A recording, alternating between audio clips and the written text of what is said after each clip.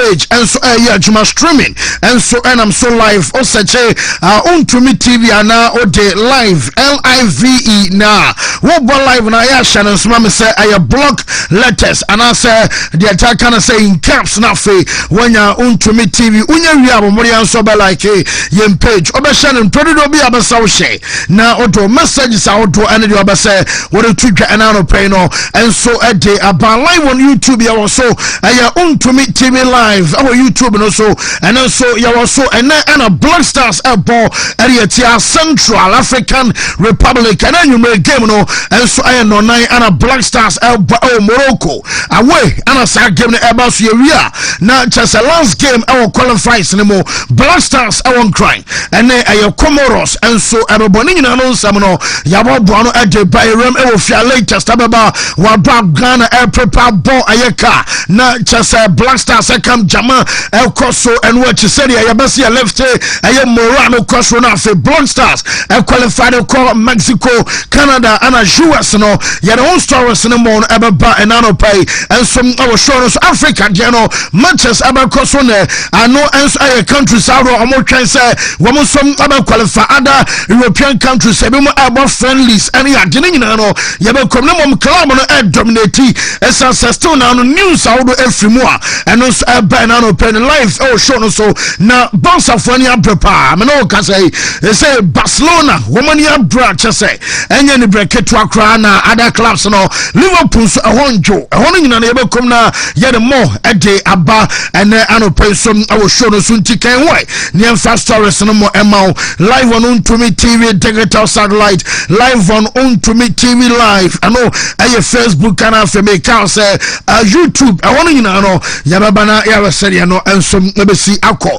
10 years ago I never prepare today marks exactly 10 years Liverpool dear to mama jogging club na bibi I find a couple na me adom fancy bibi aboko pa na me adom mo de a chain biom egusu na match date ye na empa nyina ne se de nsu to toy de emfa ne good luck enso emagana na afie emfa nhyenti ne empa nyina ye bo nyina se Black Stars e be win it fancy bibi aboko from I bought from Morocco so ye e kire se come positive energy e ho yi pa e kire se game we de inshallah sankofo we ye no game they produce goals 7 goals yes no mate and your games in advance the akano you do not can dey pa because Comoros so say yes and anyway mun so bo yes no mate yes no mate say 2021 afcon no the way I go for we na Comoros so ana nanu ya so World Cup qualification ya bia na me twen ho amenti ase enti e wo se tie yes ye tie ho pa me kwan bia o mo die yes ye che ya qualify against yes ye che wo mo die na yes ye punish wo mo koda amasisu mo die be di agro ti good news bibia e fine buy na ebo say ye be wi game ne ne de fans yes ye wi o no pressure yes tell ma omunyamai okay good mate me da say ye beba so na ye ba ABC game ne so ye stand 262 now fe select letters me and from alphabet ne mo na just ABC ya debia ye ko school na ye de chance ye ABC D E F G H any adini nyina no wo select letters me and from A to Z je wo pa bia no say wo select we na wo follow prompt ne mpo ba ko kra ba mo a when ye scam ye no so ba mo sika no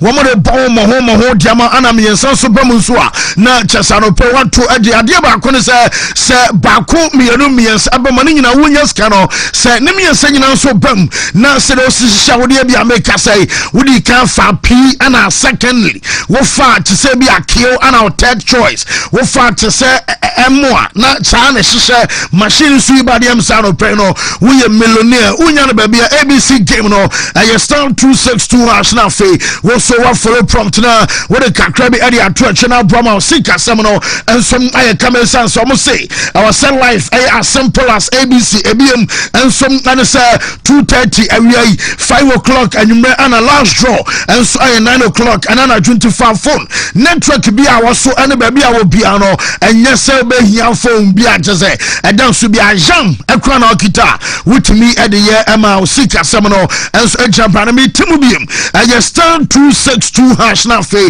was so what for from Tamal sika semino and some jump running now make can for a best brain publication limited almost books no debi make control say and one just a month from so ato and ya guso sansa wo for no woman ya gide bi e books no say e bodjuma pa woman mo junior high school and chamo ba be simple wo qualify from ABA P6 no and some other course ABA basics no wo free 6 and so kwa from 7 to 9 I combined I know and you can say JHS 1 and so you could see JHS 3 no ya bo mo ya so be kwa go books our best brain na mathematics your integrated science your English language afei we benya computing social studies and the first say creative art nina no and so our best section 7 to 9 combined and so our best brain our benya be ato and as afena bano so start school ma bano sa no nya fa nya se bi akokwa wo hotie aduane agu na afei we be twere teacher ni be fra ba kwa yo brand mu die ni say na so wo twere ma and twere mi down ma na ho yo son bu okwa na teacher ni hu a what to crown wo twa because I don't know I'm some what try my fair panning no my early writing for KG1 and 2 and I for picture reading and coloring for KG1 and 2 your color fun and writing for KG1 and 2 and our phonics no 2 3 and I say 4 letter words ning na be wom I just a letter words no on sabeka bia ma kwadai and some media suade kama our world our people adama KG1 and 2 numeracy and literacy and our basics no 1 to 6 ubenya infante dagbani asante tree French kasana fe mathematics ni na no wo ko best brain our prankro no abet la posada hotel chuno ma pay 0507 200 best brain and some other so betway was say betway rewards omwana diabana wo mo come obia so at say we a customer as a consumer our betway wo cost wa bet our sports and also bet our casino the attend say obenya points or points are wunya no to me convert at the cash sana no yam say me convert me points na me number 300 something hey emodu na me and am the kotofu e said obi a debate scan what you my accumulation of points points accrued until convert here what me convert at the cash we yi the two bottom what me convert the cash and what you know start me the try your bet e man ye ni no your bet to enkote and a dema www.betway.com.gh and our registration and I say we be so signing up or be signing up now for also a bet regulated by the Gaming Commission of Ghana and Farmer Kwada only murumfia nu twetwa no nyansam eno ensom aye betwe adaroma na se wuteme na no pai na bia wo no se bia wo se wonya problem se wo bodompe bi mo oso unjai ama dompai enko ama chase wo challenge dompai wo se emu pai mi ama wo se ensom afemfem abomori ense wo ne Gengemet dental clinic enso ebedun komona doctor so ahwe na afi wonom aboa kama se bia wo se no eso na bu obeso fele obeso de silver esu se and also sorry good esu say a teeth extraction and also pano pay obeso your polishing and also ya your friend say cleaning and abesa we say be your num eyin kan ya room na fe yenyu see a chinam kokona ni nyina nso free wa a Gengemet and abebo akaka no wo betu say onte yaw ya besa we place so sinama afeball de wa betimi yi asampepa so na fe wo sare a hye ni nyina no wo benya bi e wo Gengemet branches ados mo a mo takrade aye Tadisco Junction say eho anamunsabe ken afi Koforia so ewo Eastern Region wo mo Central Police Station no ana Kroma so de onim say aya report junction ofa kwan so de akọ aya Bantama High Street ni mo a wo bro wa tra total fuel station no wo send fa so abanso na bank ewo from a so ana Gengemet ewa oya juma aya 0559 139582 na Jenjeme doctor eno enkasa Jackson herbal product no our pharmaceutical shop our herbal shop near you babia bekobia no we benya bia to address fan say Jackson herbal mixture malaria dro tatahwe eno na ebuama wutu malaria say our break kwa ensama bi mafei typhoid ene dunya wode no enso honamra anaba no padua no so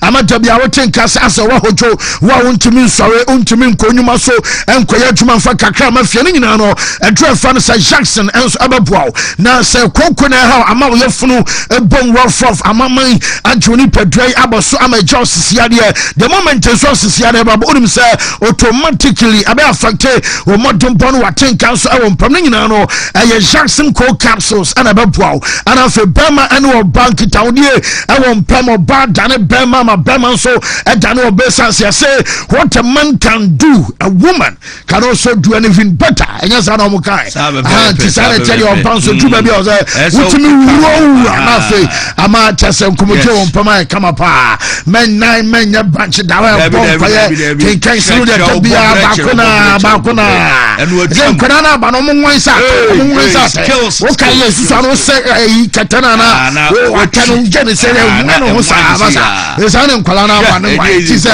o bana o me no na mi radio on to masa titile no YouTube e na ve fan ma fo dey no be message ne ba no say acknowledging them o say mata dem masa say so ayo ho titile dem a le nkwada na ba dem o ma beji no o beji wu kunu dem masa wo mo ho say ata dem titile dey am say so per Jackson e ba natural capsules ne bi na wo bobuanu nso ana bejo ba bi eto bi abenya bi ato 0244 723541 afi when you be out to them and one no what your room high sense na fi mo yen komo and I repeat you me say home appliances na open say TV and I open assembly iron B and I open air conditioner ne bono from your new blenders no mo be sabe ka be rice cooker you me pese ne be me oje na fi wa mu bia o de asisu ni nyina no obenya bi aso ne bono so from you pa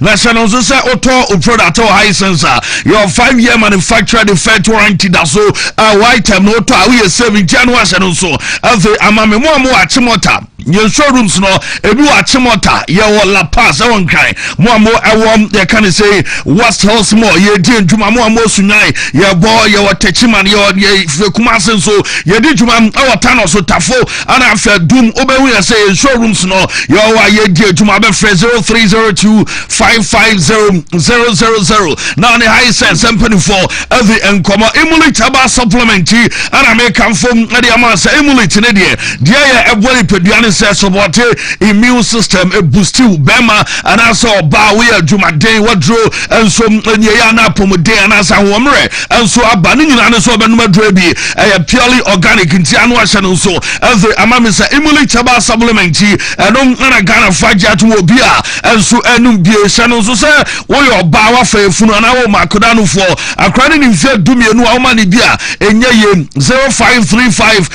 0535112813 na fe wadi enkomo na tabia ba company industries wo de tabia takum ana dem abenso to to make say ebimu anko adwo mu hyefie ne bema ene obai mu be dim poma gudia ma nuama ye kama na atenka ne wa ha adwe na nyina mu no wonya tabia takum ne bi na atafre no oba no nso edi bia no ana ma atenka no epeja ne mu ekosro ema chese ne onso uma chese feelings no different crack different level na tabia ba mixture adwo enom wonum atu ntimi ne di me ka se bu wa malaria how when Mr. Bina no ebesi ade for capsules no so de mani pedua yi usisia ya na untimi nchim sisie ya eno no adwuma no untimi ntina se wa untimi nyina ho wonya adwa bi na afo no ma enuama be kama friend number was 0243686861 na ne perform ani nkoma router natural product wa adwama so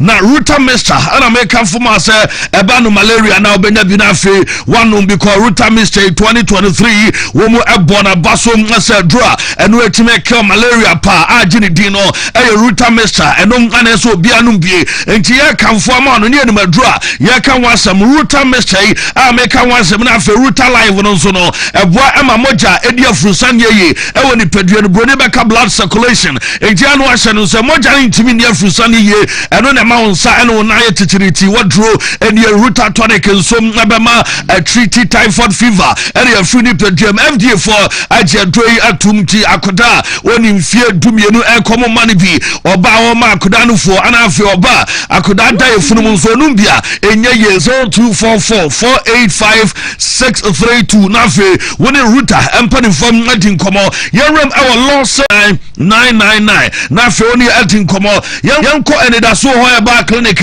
ya ne doctor Alda onsu emon komo na no pe wani ya o ya doctor Sabra na obi akatara tete esi wani so ana afi glaucoma ana asembia wani no hu ade ye ni nyina no wasebra no mo ana ono no de man da so nko se onya wani operation herbal medicine no anu adem treatment ade ama nipa da sani oba no bia na duom ani sanya ni nko a we ade stroke ana diabetes ana asembia kokobi ana awadwo bia niti epine no obonso fibroid atan ye mo sebra ni nyina so wa draw a doctor esa ya dia ma takrade your port quarters ye ben Bishop Porter girls o kuma se kwada so extend park wa doctor na tenase wo ho a ana afa crown so tabora alaji wala ko junction on doctor tenase o di ne juma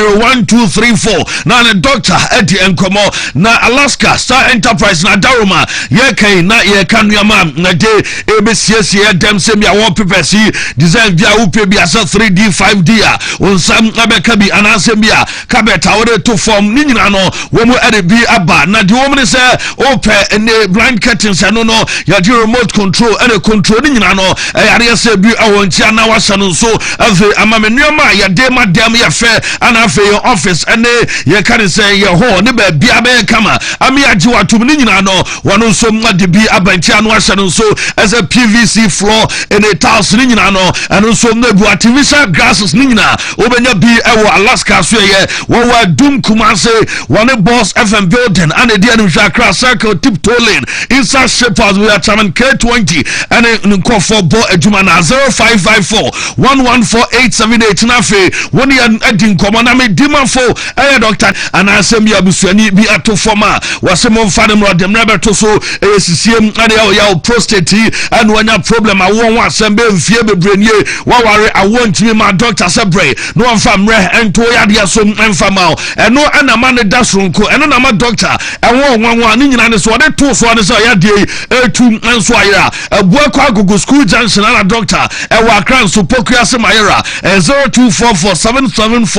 0244774282 na on a doctor dim komo natural company limited o madaruma woman na the Proslove capsule saba o Johnson aya na eba sen obu onu ma eba kokoko ensoye entimin ento se de bema o Johnson de yesi ewuze ekona nimpa na obu onso a Johnson tentem ni nyina no Proslove capsules no enom ana benum na afedi wasem every ama na we are true man no bema do weak erection after premature ejaculation lack of sexual drive and they atinka o de be compem ebi ni wa wadrom eni Congo ointment no so no eri paduano eni adwuma na ni paduano ni no se ye kan na bia utie me na anope na nsa bi agugu mpompo bi enso mna fifiwa wo de ane se obe padua bi na afi wo so de adi udwuma wo de srani paduano ni 0249017101 na afi wo ni adi nkomo koja kadaroma na wo senom no betwi na afi ya kama koja chako toothpaste ana make for the amasen kra eyuso ye mpanifo so eyusu entia no ahye no so diamame na koja procode no uti uti fa paiwa ubenya koja procode na fe wanu mobu wa ni tini dwan na Amebia, the minimum question, so no, I had so in your procodibia and over 0244 559 Now, if you're in 3P garlic mesa, and I make come for the amasa 3P. Now, Diana said garlic, no, I trim one day, a moonso, and a dame, and a natural plant juicy, Nina, so like I'll be not woman say, young Feja Encano, in January, so at the Amami, a natural, and I just say, a day amount, now, Obia Cassia. Obesani so tena drone obia make us a menstrual pain say how what drew in your stroke and so na how what drew in ye enti sano so ama me so benum bi amana you ya de fuel to in the drabia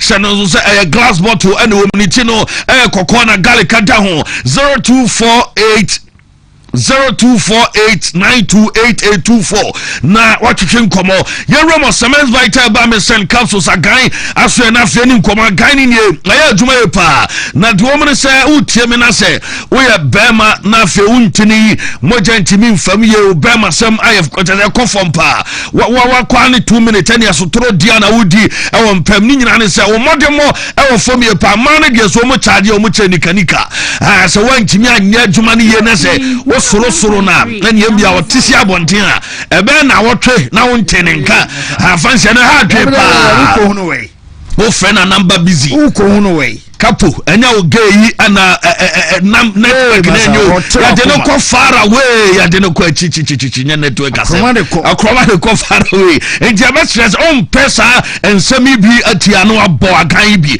semens vital ba Mr. Capsule 0240616061 na onu no acting common afenuama aye kama jama untumi sika puduo no ma achos enche ma basu ntiano asa no so esa wodo ho ebe jim na afe mega mania ye che na unso sa etimi akabinti anu wahye no so ede amamre no so aye ne wa ede bedi enso abom power specialist eba hospital ya ma me doctor kosu aduaya na daroma fatally vai ana afi prostate ana stomach ulcer kidney stones nyina wasebra na omo aduaya eba malamis no treat malaria cough care ba me shawo bowa wadro ana afi aduaya ba tonic no onumato wontimi ni dia nya bia bebo apasa no so eba me sa kra kobenya ACP road no ewo power hospital bus stop ye ndie djuma ewo Kumasi Feyase Bosumtwi road ewo Aduaya Johnson Takrado rekodo ewo Anachi estate 0244 544-422 nafe when you adding komo Jason dia power pano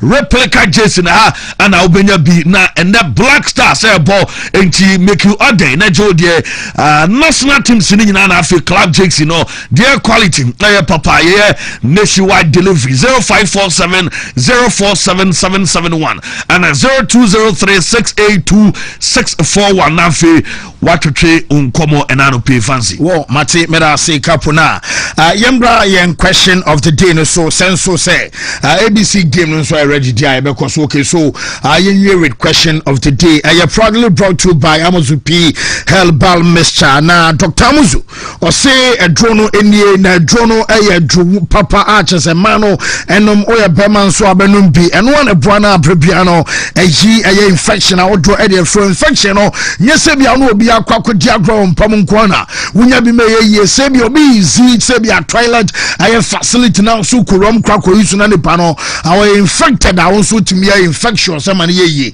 anti bomode yan so be kwako pebi na won so wabobo beman sansa ku bema won so vitabi efru bema ne mu eba abrebia wako ache enko ama chese bema ho e prekese ni nyina no edro no Amuzu P Herbal Mixture eno ani e kanfo edemana darman ye the question of the day Emma Onano Penna Black Stars ebo aya simple as ABC or say yemusa say wine and edim kunum wona match no kick off at 4 p.m. Black Stars ewa way to Morocco yene car and ebo wine and a really couple. Yes, Ghana Fadrin Chibini Yasabe Makoma in Fiese the Black Stars of Ghana go Black Stars and what day about Pedro say Ghana and they really Enoch Prepasa probably Ghana with no excuse SSA Kweku Fast my name is Ofori Minta from Achim across so today Cow win by 3-2. And no, Kofi Bright say Central African Republic 3 Ghana 0.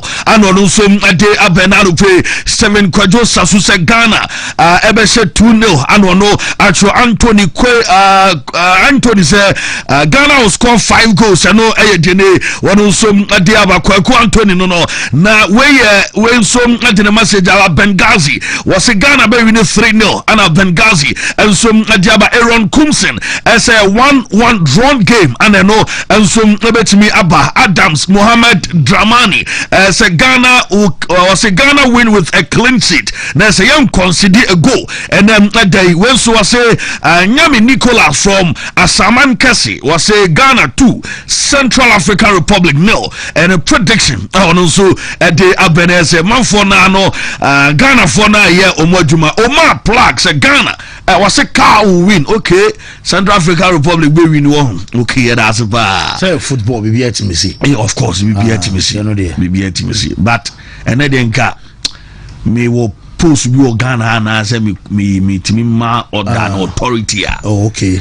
Like I said, there will be anywhere so trust our statement, you know. Say me a Ghana lose no. And only Angela make say come will be there. Say me ni unisa to me. Ka Korea baby a obi antwere de ope. Wo muda say Ghana 2-0 and I feel was say what tell show like inside Drobos and Morris Hospital Ghana to win. Na Bonnie Daniel I just a message and by Ken Callisto says Ghana 2 Central African Republic 0. Nedian so I don't know Ghana is winning. I am Kejino and so a message and ye Kwakulan Lord and so ever so say I live inside Takwa Black Stars Eshamiensa ama Chaseka intimate and I can onesie and so I predict Black Stars winner Faye Evans Esiwa and so say Black Stars ebeshe num Chasenya yes Kafwe and so let me antibintiano I am for prediction on the bar real quick yes ABC game start to 6-2 hash na chese what choosing our selected letters miensa na we na yi and so abantiwa wunya any of these letters no wa fiska and so anope zem say so to so for more than SWL S as in school WL no any pay bank to say uchuzi S uchuzu L uchuzi W mu ba ku bi e ba bia no dis kamenu so sika sem eye pa na me nsan ya no pay I will say utimi tutu ka fine and so na me last code na me bobo say back to back na dey minim omu fa papa ba bia benya eye course ada bia abedini say dey dema we omu fa pa na me ma 40 was and the matches were all good. Nah, BW1 79E 7 BW1 7A0 58 16 and here 20 O's. Good. BW1 79E 72 FB 7 O's. BW1 79E 58 68 and here 5 O's. Good. See, BBH me see. Yamin kai hono make. Oh yes. Yeah, very fine pa. And ready nini. Boy. Aso green. See, ya bobo na bia wadwen yo say ya bobo. Ya bono kwade ya ni. Man for face ka wachi. Man for yi. 101.3 Nyaminsa wo. Fakakra to achi ne didi. Enye easy o. Eri say. Enye easy. Akra bi bet responsibly. We ma bet no so ya dense de obetwa bi omo gitu mu. Aye. Omo de ne tutua bi ensa. De ode betu achi bi aye. Say de be week no emu be hen ha kakra. Yes. See, you go foreign about a brand so 19 minutes after 10. Live on Wontumi TV, digital satellite, Wontumi TV live in caps, block letters, your Facebook, unya wa darma bomori and so be like a page job sharing, product be abeso share. Nefa message sebrebe kinkai, will show no so amount and I fame cow say live on YouTube so you so Wontumi TV live any international break, Kwanas will be a relax. say obi e per club ne ne tintin so no am say me stories no club na dominate ye be more na the update no enso abana someone you for more na say Bruno na problem and I no pay me be say o mo ton na wi anasa to Saudi okay ti ye me na say no mo so mo ton Bruno is mo ya den a ono ahun amaka so na problem no nti but see you na you nim say season ban na we na best player man you mo best na wan shara ye ko foreign you dey penisa bye Angwa juma no you Yame wohoda Se uji didia Obeya juma Asa chirenia no you Yame wohoda Se uji didia Obeya juma Ye bompaye Shamachi shra Yehuwa ila henu Yehuwa ekat We ahata et Yehuwa Elohika bika luvika uvika na veshika uvika miyodika tode yasak in English in the name of Jesus amen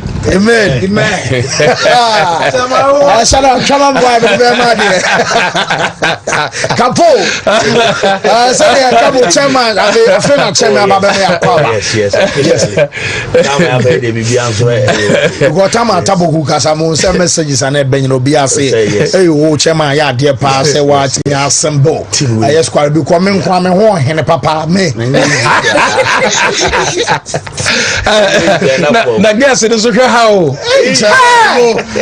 guess no me say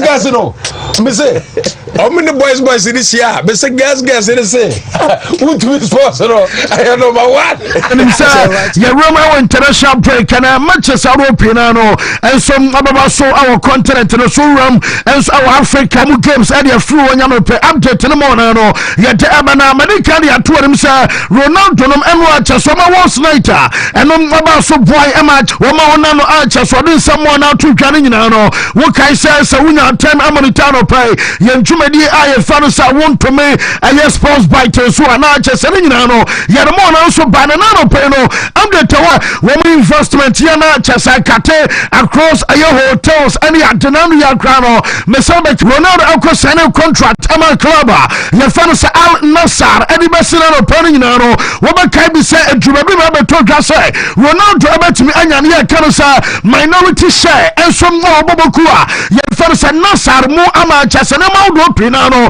eno so akọ erma no de make ya ama chese kapo me kasai enso aye tenten nyina no sa wonum sa republic ono mo de sense aye started Ronaldo consider say aye billionaire player a chese no pay no wo mo say wa climb enso adoko 1.4 billion dollars yes na chese mo sikam pedede masa sikam pedede no na chese unya so tene aye na munti wo nyina no am sam wo ho adema bamene wo somebody set a record ama chese domo kan nyina no mo se aba be official ne se bi omo kan sa kekere no aye according to Bloomberg omo na chese wo mo de atwaki and somebody aba awa brano peno ye de am tetare de kan nyina no and some ama ye tefo and some our show no so to Ronaldo and some komo no wa ba guso ye din komo kakra bi and some our national na fe yate RDC club site no ma me front to am some my fans omo team there because omo nya time dem a wo some supporters moment ni na ahano ayade asem rantiom emaba wowom ana chese bi monsom ayan kwadan mo ansom ani at the moment ni na womu ama kwama kla fontaine hono womu ma chese nkora nyina so bantim papa na wasani bi America dia torum sa enwachi wanya training enwa wansanya training way aye moment Ibrahim Konate say emsam Liverpool na fa wa na kotom Ibrahim Konate sum atinam ama chese mo maka nyina no womo ji autograph ebi mo eje aye selfie ebi mo so eje aye ne kansa pictures ani ade ama chese munya aye sa national time so adam mo supporters aye club ama chese ni cheno ana mo na som ehye bie ensom adama chese France media team na yere update ba na mo sesia me ka say no Sherlock mame Real Madrid omo kodana ye for den Heinsen unum sa kodano wo ko Spain a camp sesia omo de Barca boy no ensom afri la roha enso a camp adea domo kan say den Heinsen ayobia wo mo say free club alcohol na say almost when your symptoms of muscle fatigue na just say say muscle no abra because okobo club World Cup and was say about jinam our season mo and some adama Real Madrid and we say a muscle fatigue internal pain and when you training and no I report am say can say and Tuesday when to me entreten up am just and Wednesday no we mo some okotwa scan na we be to just we mo scan and report by and some other sampa akwadano and some again and positive want to me more Spain and mananye and to the mean so free national camp akwa back to club side and I am Madrid amaswana akwadano and some akwana abra woman confirmation about a player your father sa Heinsen efimono woman some afra American report say one of ball adama bao okaina American report and the German kanisa one of kola probation and some adama national team na and also kakra fruo and abashak mama Enzo Fernandez I watch the bra couple of team Samsung $23,000 because masa 1 million per gold black and just order bunch manana Enzo could do I am Miami our Florida near and couldn't get your fasenum yachiba bedi or basa sikedo unya sikemi yabina we are saying the pancherebo whatever say I just 1 million and some Rolex in the day will be a Toby Bobo say boys yabobo be a bat I am for pizza Jano ho Adam say Rolex and Casadianos ho na $240,000 and no ana chese boy no edia mia edia team ne nsa a chese we nya me tususu bia dio na $240,000 no ma try to short 3 million Ghana cedis na say 30 billion what ma say and can see can 30 billion and no ana mia kwada ketwo nsa woro so ade ko ne ya kan sa national camp ewa Bernardo Peno yere update na dia kan nyina no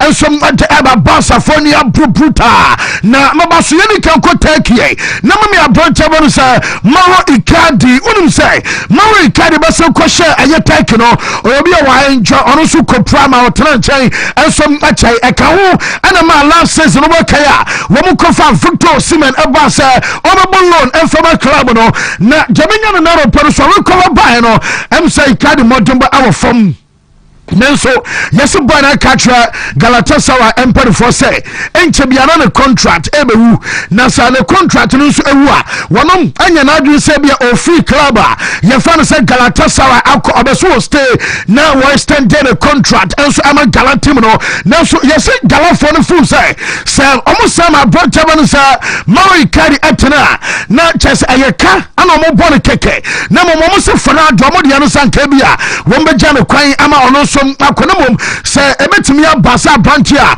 ye fere se Mauro Icardi ebetena na ne Mauro Icardi ebeto aso abone ball ensom ade ma Galatasaray edia ebegina emodon ba obebo aye season we mu ansana wo mo som ataki aye decision so for now de wo mo fu sa anyade asa contract extension ebeba German gisebia wo som approve ansana wo mo som Germano na Galatasaray team no say Adamola Lookman report amenya no say Nigeria no nyame ya no January almost abeso mo de offer echo because Adamola eyobi abekaya no bia no so be free club no ma join Inter Milan Inter for intimi amfa kwadai e promises and yabeba no ma fache no ma koto yabeba no ma fache no ma koto bi e ma Adamola este answers was tedina wo mo start season no enya match bia no start do ba bia wo free bench and about onya playing time to say no be a term now we integral member so some adama bobokua ye fana Atalanta ntena bia wanti pain enso omo no yara prano e mo na bana ko bo so akwatena nche ba na wotwe mieri bi no ansaro ko wa no aba wo bo kakra ne ina frima se do mo kan nyina no sasa boy no wanti pain na bi otimi bama second half of the season no anyama so makọ kama ama club na dia ene omo ba try say wo mo be sign a permanent deal ama akota no wono akoso abode ama bobokua ye fare na bunch na wabua ye guso ayeka fare na bunch asem no wo mo pam Jose wo mo de adwuma no ama former Belgium omo coach ye fare Dominico Tedesco wo kind no Dominico Tedesco na be fa aye fare na bunch enso adwuma no da wo ba ye let me just tell you, Matisse, yes, club president. Yefano Sedatin Saran. Na Ura Sedatin Saran, yes, what demand report. Yako international break, no. Na report what demand and say one. Obesu who reasons NTR Omoma Dempono consistency Enyajuma as a ne yabo draw. Watchina Yerini Adetia near the Awo match be a buffie. Will be able to say Berini Nebia Fanabochi Timono. Wamusum de Kawata Sanyo Mani. Report to me as a president demand Sanyoma cross behind the scenes and I'm some situation and you know woman over to them I just one fan share report to them and from say so real fan says that Saran and Saka a report to New York we better take decision and your decision be keke make some abayan ya can say radical a decision and open you know and some never take our brand open no and some kakre frimo and some biological Madrid omutimo Enra meka say Matthew Alemani maybe a twam no ye adwuma ensom ana Barcelona ono ana ne okwa sporting director ensom adama bobokwa fans Atletico no ka say ono ne ana just wo try the interview aye kama no ru na hano the first words enie o say you want to gas a huge challenge ensom adama no na the moment to be ade asudi adama no na just wo de ade ana asoa na doboso kan nyina ne say na we committed as a the commitment level ewa chire as a challenger wamosom adamano no jitum na on ofi Barcelona 2 years ago what cry at was say we besama back into footballer and your club biya keke say biya keke na wa basa ba me onyana juma sa was so besama back na chess a team kasia and some biya jitum say Atletico ay club wamosom oba Spain wamosom wada so fight ebiom wamo one of the biggest clubs at Europe enti obaso oboasere be possibility ewo and some other club Atletico to Madrid I say we some betimi a fight for title beer and all and some our sassi so you follow some Matthew Alemani and the sansam no and some area to Ghana mame bobo kwa so be bao yabano na cheso mo ko eye training na Nico Williams ebiam Wontumi and group no and watch Vaz Ganom and chese Nyaka Williams ono some antimi anka ayo group no ana on young sunset ono so obi a wono some anka group no because and was ana call omo twesa nkoda no nyina no and some abero cover yan nkoda bia wo mu shem ade akọ ayo training and some ade ma bebawa yere update and some aba okay say ye bekan enram say via war woman Barcelona and match almost say yanko ball our shoe as no beka December ema me masama be 20th na report amenya na repairs also biaya woman say Sikenti and via one Barca game no woman de come Miami no woman de come Florida na den any adrenaline via war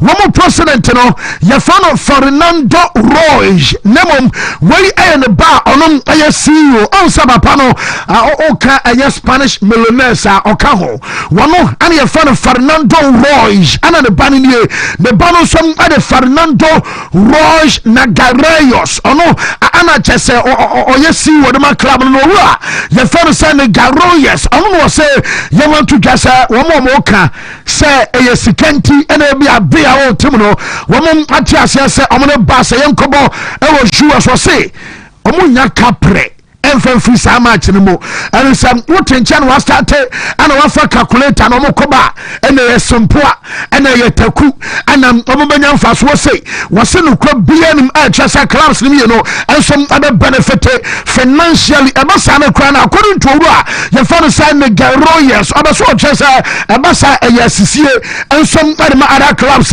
womon awala liga adea wase nana na onko match na akwakobo chese ba bi no wajiska nes omo maka ne de womunya kapra wase sika be pm sika omo a womu ye season ticket holders answer pano ye be start season aba be turn tickets the entire season dem bia mobobo home bia no wonom ababa bi enti se ni pano ye season ticket holder na ba se bia wo ka se wo US akobo ball na bia so so de ko ni ade a eduru ba bi cross sika tua bi ebam na wo se tua ma se ni pano eri sika bia eba bia no womo de sorte ayesa differences dem eri se bia club na nkasa be kas wonya ebia sika bi dia dabi hwenu ho a womonsom ebenya eno aye kakra siwo Fernando Roche ne Royals ono ensom adia tuka enano pai ensom awo shoro so Real Madrid anopai ye bana chesom training session anom agusu alcohol na session no ano she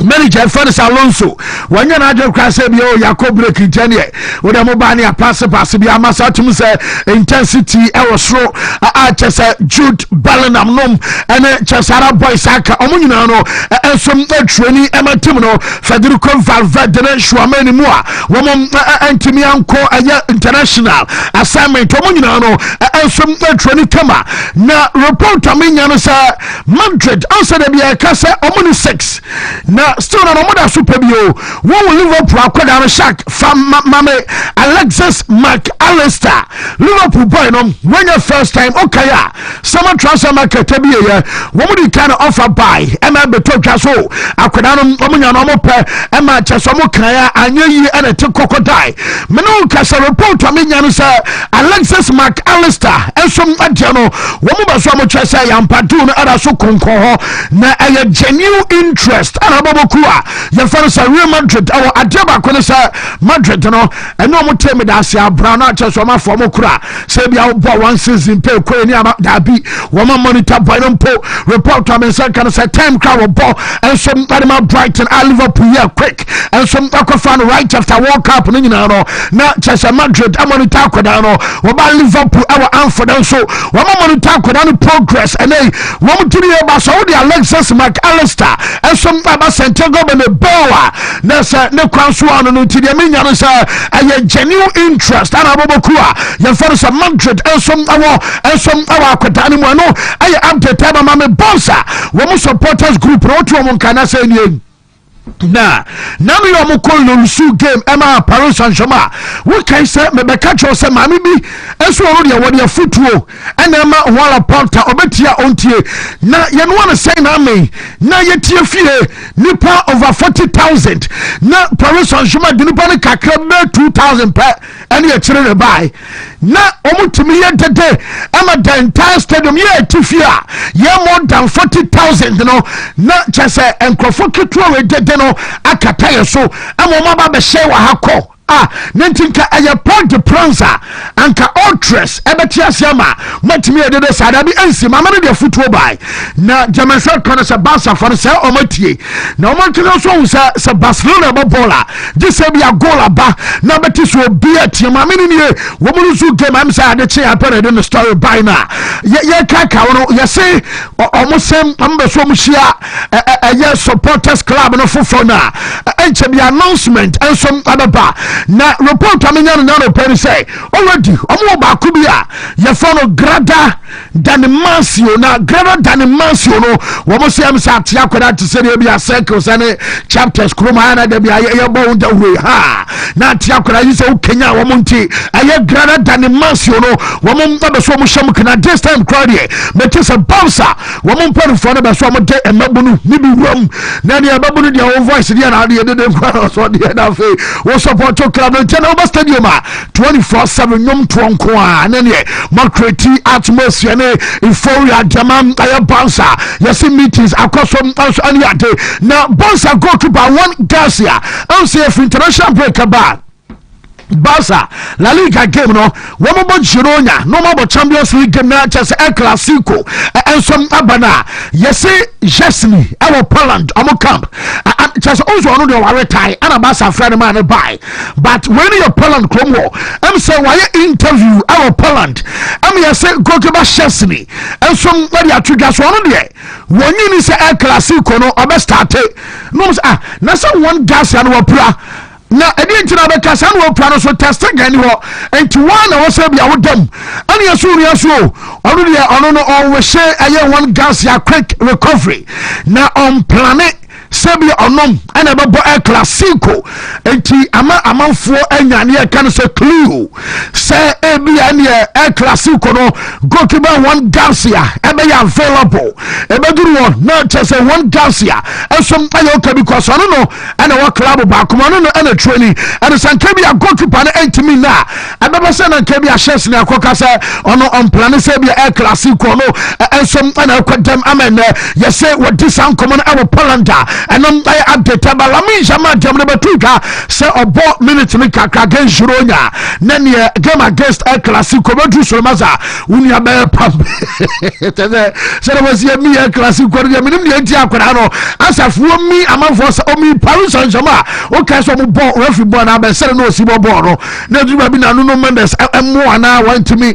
ehuru suwem na lami jama mo yeso obobo Girona say dem buy no say by 30 to 45 minutes our Super Bowl Champions League game against Olympiacos at 60 to 70 minutes obetimi abo na for El Clasico Pampe ebeduru so na unia ensom aye 100% fit acha sa game no wono som adabon na Barca na omani abre aribro ni nyina na sha say the free aye manager no na mama yanse flick and the technical team no report amenya say flick na decide say serious ko say one mamua one ha anyoma be touch you ana personally on one kasa be say wa dress anyoma Barcelona enam na you lose PSG na sebi ya show 4-1 na chese boss ababe laughing stock obia ya I and you are the one for me na chese 1-4 no woman from a statement today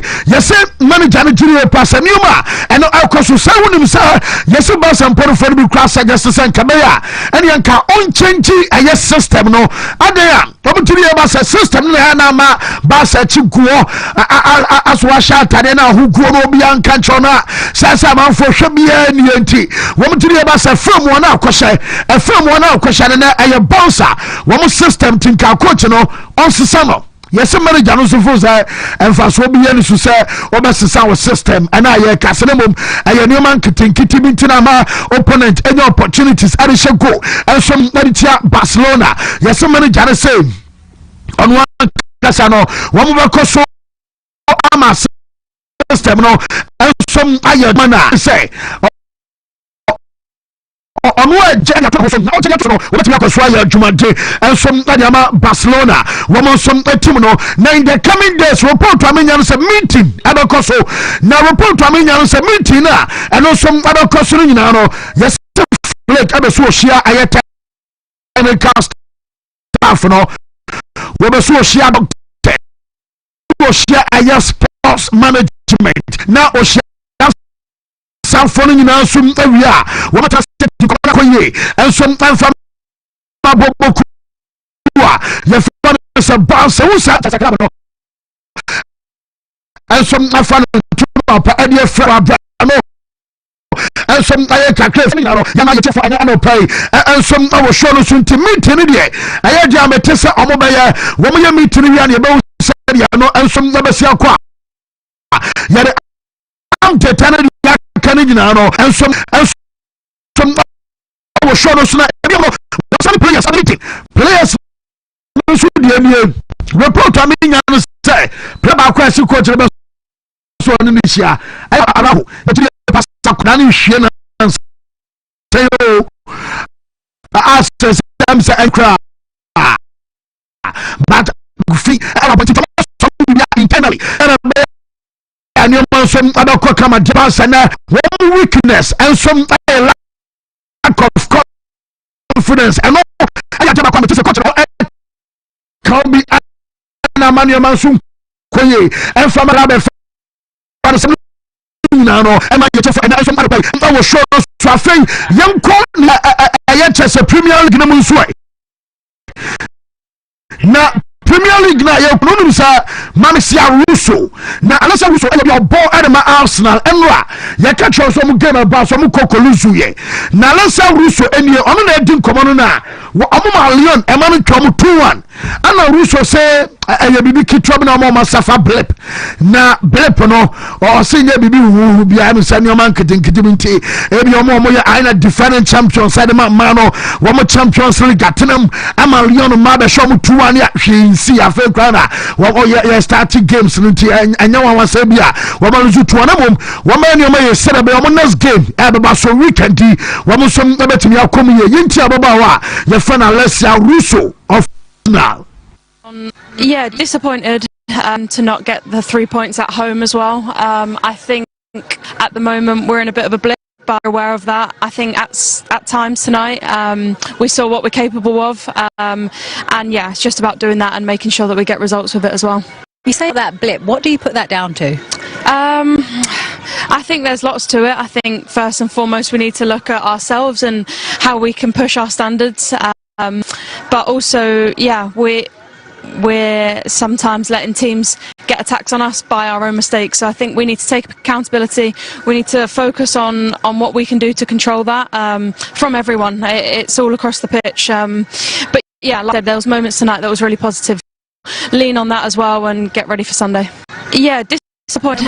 Some Arsenal Obana fans Alessia Russo and our tesa Yeden accepts Emma Unimsa Nottingham Forest team no Yedi Kani Abatu Kasa coach and fans Ange Postecoglou and so by Enquire Bakuba Kuse 7 matches no what I say what draw 2 pen Walusi Makuma Numse Seba Biomo Dan Bibia Chasa woman be key changes and Yama Soba Hadri say Dominion no penny say chances and a Dawsabia probability sir Nottingham ever relegate na aye 10% now from 10% you know a shooting and a 43% now as a serious equal Sarah Bakodia Bibia Chesura the father Ange Postecoglou at the club no and some other court division almost say ever since some of the appointment temana wabaya jumana from relegation probability no pushing from a 10% and a core a 43% and almost and some like the Aba Brian Gusua yeka relegation says some no we for us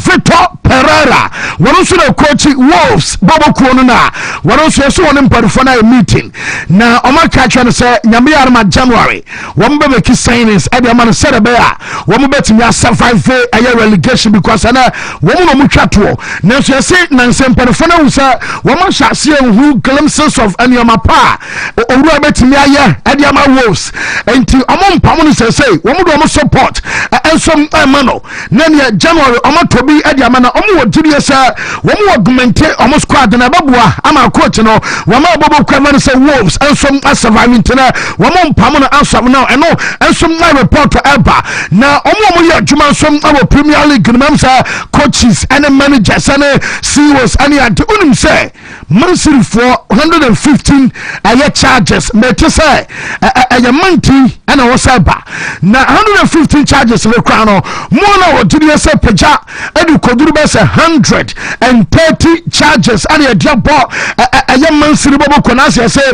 we are now so bisa na yonko na ha say na be kwa say wo mo nka mempie aso kasa sha sabu hunemu no aha nti aso bia be so hu say de bobo kwa fa say Man City punishment no eno ensom na be si akọ achese na wo bia benya na kia strope aye Premier League titles and the akani nyina no e de free aye Man City for no ho a wo mo da som edu komo okay owura na ye fa no sa Rani Molestine okay na Ferguson time na Rani Molestine ensom e bia wo ya adwuma ensom adema aye bobokua ye fa no Manchester United that time no na Rani Molestine ensom aye first team coach and the Ferguson oh man you no dey bisa na sa wo sa say Ruben Amorim ni anhwade na Sherrod bani etie owura fa no sa Rani Molestine Wakasa no one sky ene di sankomo no so ono de wo se coach na nkasa na wakwa fasem e dia man ho because okaya coach ne ba wo kan pen so no oba 3-4-3 on sesane da na sanka bia coach no kan so oh ebia me 3-4-3 edi but players am warning materials me be say e be fa ebia anfa da chi bia no me mesesa me nsa no batene one wasem ana akoyi ka because o say wo bo 3-4-3 and it's a massive bia amafo sesa wonsan no sesane pene for megas ayanka na so wo philosophy no kan no entimi nya dwuma ti ase no ana ma coach no hu dia wonye a chese ne aso sesa no aso sesa no yesanka abema coach no wonya no freedom dan to say dia ase nei aso bi which hanti obi sa say na wono ayo aha sa dona anti yentie running molesting Ferguson time no ya dwuma ewom yentie ne kakra.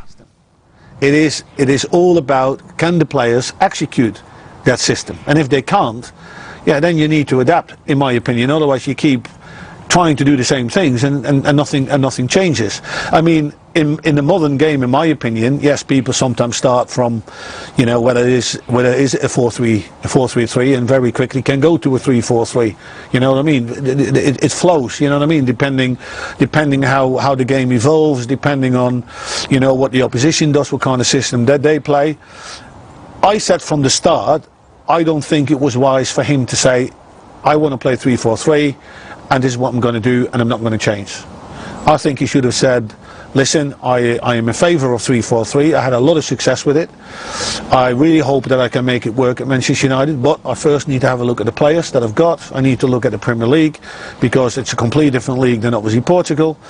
And my first team coach and the real fan say Ferguson, our Manchester United artist, open manager fan say Ruben Amorim and Premier League say Bruno Fernandes and Saudi Arabia report coming on said ya kan nyina no say Bruno and some other enkrofo no be am the personal terms and your problem cry £100 million am the kind of pay Man United for Nigeria Carlos Baleba of Brighton and Elliot Anderson our body ball and Nottingham Forest you know and I report to me no so be shem ediama man you ewa brasera na pamdi kan man and one say ejinem ewa brade kan say Bruno and I Saudi club no be but for now the Saudi no am say we some £100 million no and also abaya juma and no aye kakra filmo and some there but and exactly 10 years as a coach na your family your game club aba coaching Liverpool one about because one more free am say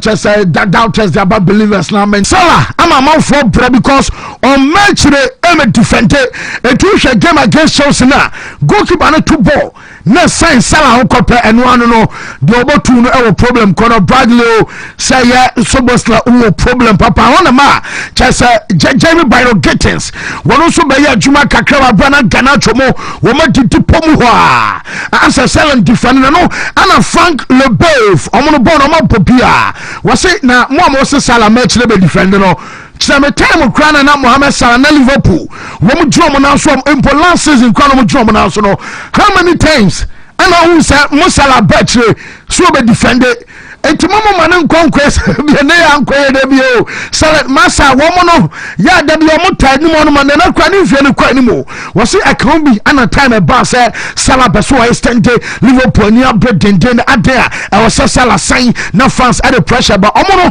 wo mo question the reason here I was say Mo Salah extend because I want you know e ko from yentie Frank Leboeuf on Mo Salah. If last year when Liverpool were most dominant and were having the ball most of the time, if Mo Salah had to run back to get to follow the player and the opponent, the fullback, I'm not sure that he always did that in his career. We have to check if in on his prime, where he was absolutely fantastic last season, if he had to run back and maybe if he could save that because people were saving him. Now because they're less dominant, we see clearly that if he doesn't run back, he's putting his teammate in a big mess. But I'm pretty sure last season he didn't do that. I'm pretty sure the season before he didn't do that as well. And another thing, he, if I'm not mistaken, he signed a new contract. And we said last season, what's going to be the Salah next season when we talked about it? Would it be nice for Liverpool? Would it be a good idea for Liverpool to sign a new contract to Mo Salah? Everybody was saying that it's impossible to not sign him because he's such a fantastic player. But because of his age, is he capable of running back? if last year when Liverpool were most dominant and family brave and I'll say you didn't accept and my mother should didn't command my sis Caicedo and come about because as I say we will be a ball Aquadana Basuna Caicedo Diano and also a time at Chelsea Koto Caicedo about £150 million a generate and come up here among us and I will deserve it and a Chelsea at Taboke ready a bomb so Mammy Aboko hey then when I'm got on 115 and then we'll be asked to no will be a cancer for also look at the phenomenal will force us £100 million and over now Chelsea at the top boy the form will deserve it double of that price. I was so sad one the ball and just a boy and value I was on Kebia Caicedo Chelsea at the top Yenche family birth. Maybe Denis Suarez could have scored those goals, but Claude Makelele and N'Golo Kante were very defensive. They scored goals. And N'Golo Kante scored a magnificent goal against Liverpool. But it was more like accidental. We can feel that Caicedo can project himself offensively and also be effective. But I mean, remember the first season where we were wondering, 100 million, is he worth it? But now it was more than that, even double of that, because that guy gives such a work, a business in the middle of the park that for the others it's simpler, it's easier. And again, we go back to that generation of fantastic midfielders, defensive midfielders, with Denis, YZ, our captain, Craig and I, but Claude Makelele and N'Golo Kante. Now we have Caicedo, those fantastic players who give their lives every game. And with the feeling, with the knot, because we used to call them water carrier. Before they were in the shade of the others and everything, they were the bad people, destroying David Batty, the fantastic Roy Keane. But those players are completely essentials to a team. And they are the really free former player and I swear get banana Boko Palma. Meno Casa so Dubai on Salmon about 2 just right after international break. Games about Suko Palma no and so German Basabia sa warm weather I be at a training session be and I say maybe I will coffee now Kopama Gusua. Warrior Han Dubai na Bama Swaka Kopia. You didn't update and the Canadian Deba. Okay, Sergio Reguilon or Madrid at a ball. Manchester United called Brentford. Release in Tottenham. And they release in the American so I signed the Amali Messi team in Miami. I was sure so fair. I Sergio Reguilon. And I signed Ediama in Miami. So our major Lee Soccer amateurs updating now. And so Abaya Yanfansina Yamakwama Bija from an African to Asuna Black Stars Yabaso Ghana Ebo Central African Republic. Yantua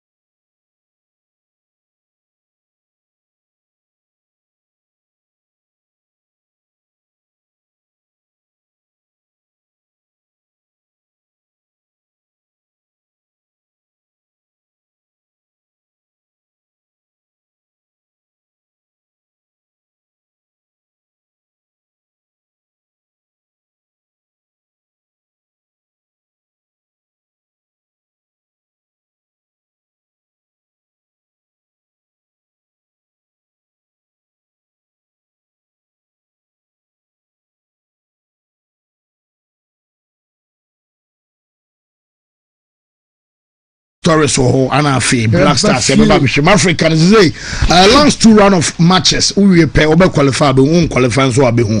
Mezana Nyamia dum Bibia Boko Bibia Jina ye the man, and the MSA you better Black Stars more. Then there's also Baby and Good Stars in the protocol. Yes. It's a big game. Yes. So right after Black Stars a game now, big game. Good Stars in the protocol. Big game. Africa qualifies you share groups in total. Reps as a coach in Africa. Of course FIFA BM. But we cannot just send any reps at all. There be a catcher say on the continent, Egypt everything will be club football, national team football. But whenever they've represented the continent or the global stage, Egypt Egypt enye dia yehwehwe the film ho. That said, countries like Cameroon, your ball qualifiers are almost struggles, but on the global stage, it has also been another country, or more African empire. We go and run through these groups now. Last 2 games are countries about me are from Mundial no. I could in Africa. I think that for now, there were 2 groups are very crucial. I think you share Shadak made the groups now send the group A and group D. We got Ghana or group I. Then you will group A and group D now about group I no near about the dynamic. Yeah, Egypt in the torso first. Egypt were 20 points. Was 16 goals are conceded 2 out of the 8 matches. Then Burkina Faso torso 2. Okay, me that's a Shadrach. Burkina Faso torso 2. Out of the 8 matches could have 15 points. I said 19 goals are conceded 7. There is Sierra Leone who is an outsider in this particular discussion. Now, with 2 games left to go, Egypt air travel akwakobo Djibouti wawe. Then Burkina Faso air travel akwakobo Sierra Leone wawe. Fancy, you look at the Egyptian national team, Newton. Then, how far they've come in terms of qualifying for another World Cup. Ghana baso. Ghana so yepa. Because if Ghana should qualify for this World Cup, Mako 5 times, and Ghana qualify for the World Cup. If Egypt should qualify for this particular World Cup, this is the 4th time Egypt qualify for the World Cup. So, despite their dominance on the continent, when it comes to qualifying for the World Cup and doing well at the World Cup, they have a problem with that. Because the first time World Cup was in 1934.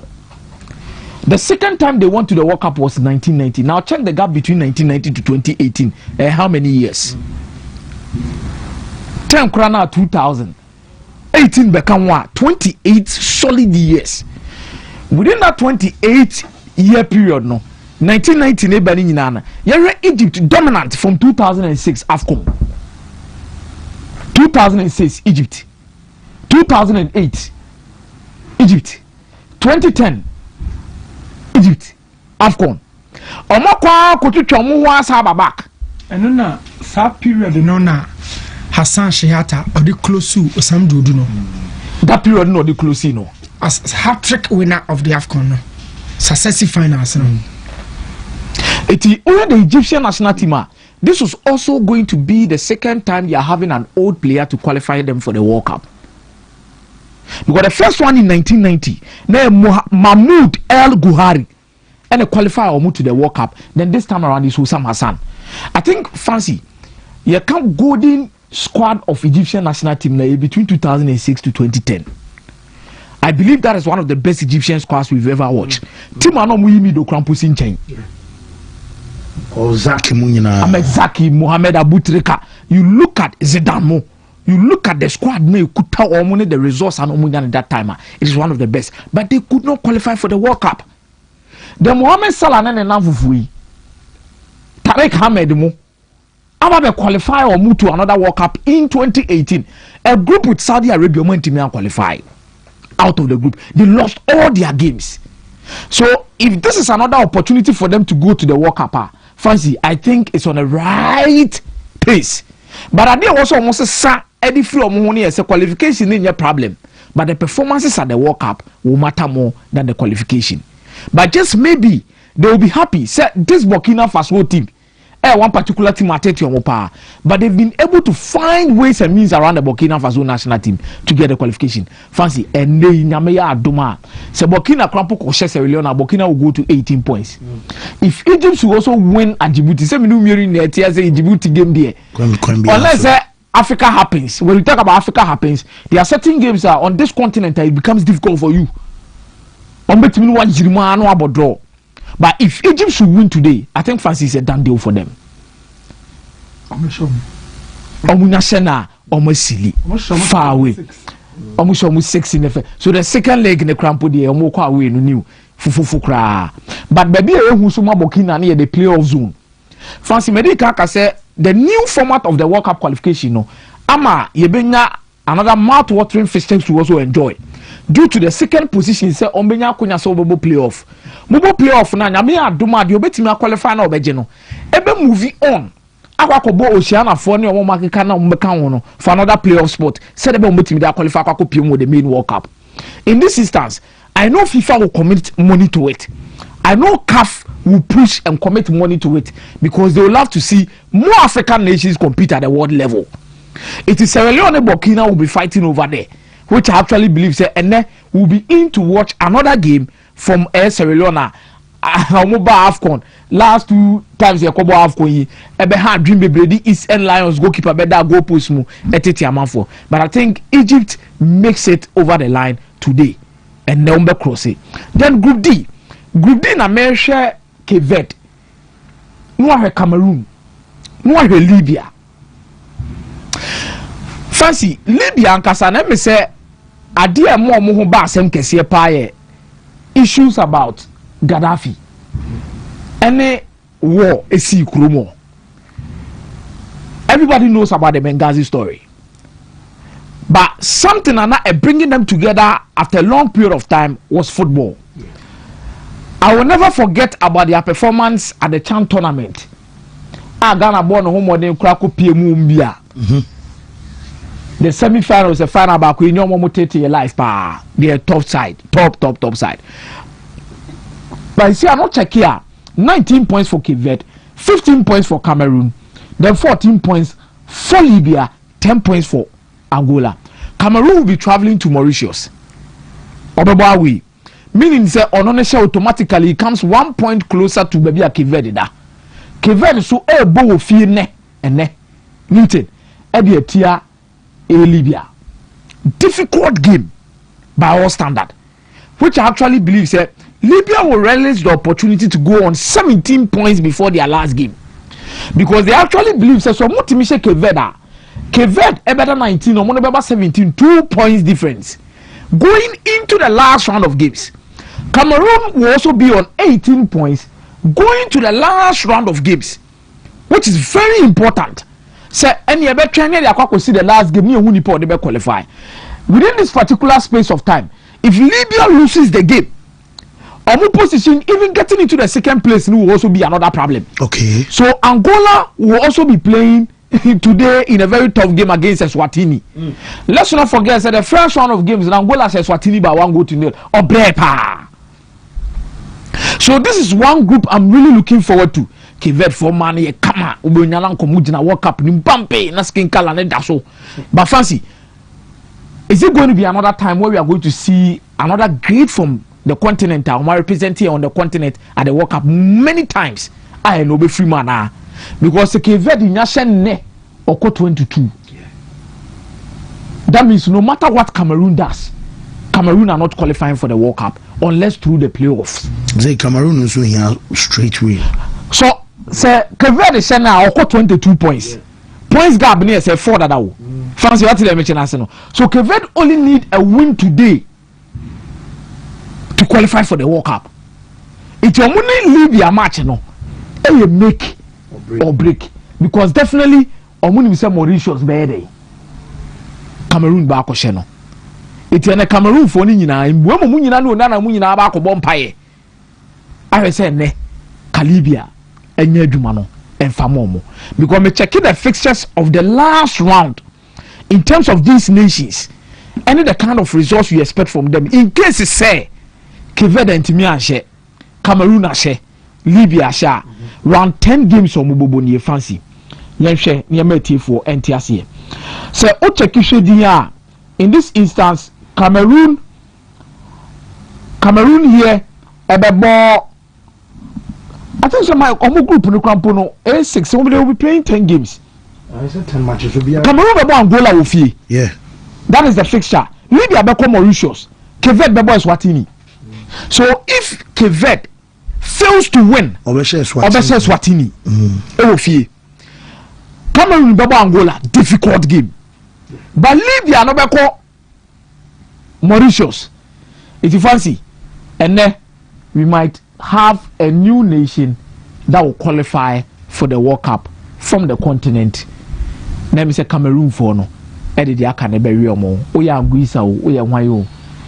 have to go through the playoffs. Fancy see a World Cup here Cameroon squad way. Carlos Baleba. Anguissa, Andrew Nana. You see, playoffs the World Cup has always missed big boys. Yes, big boys. It means a surprise at some point in France and somewhere. Because the World Cup now birthright.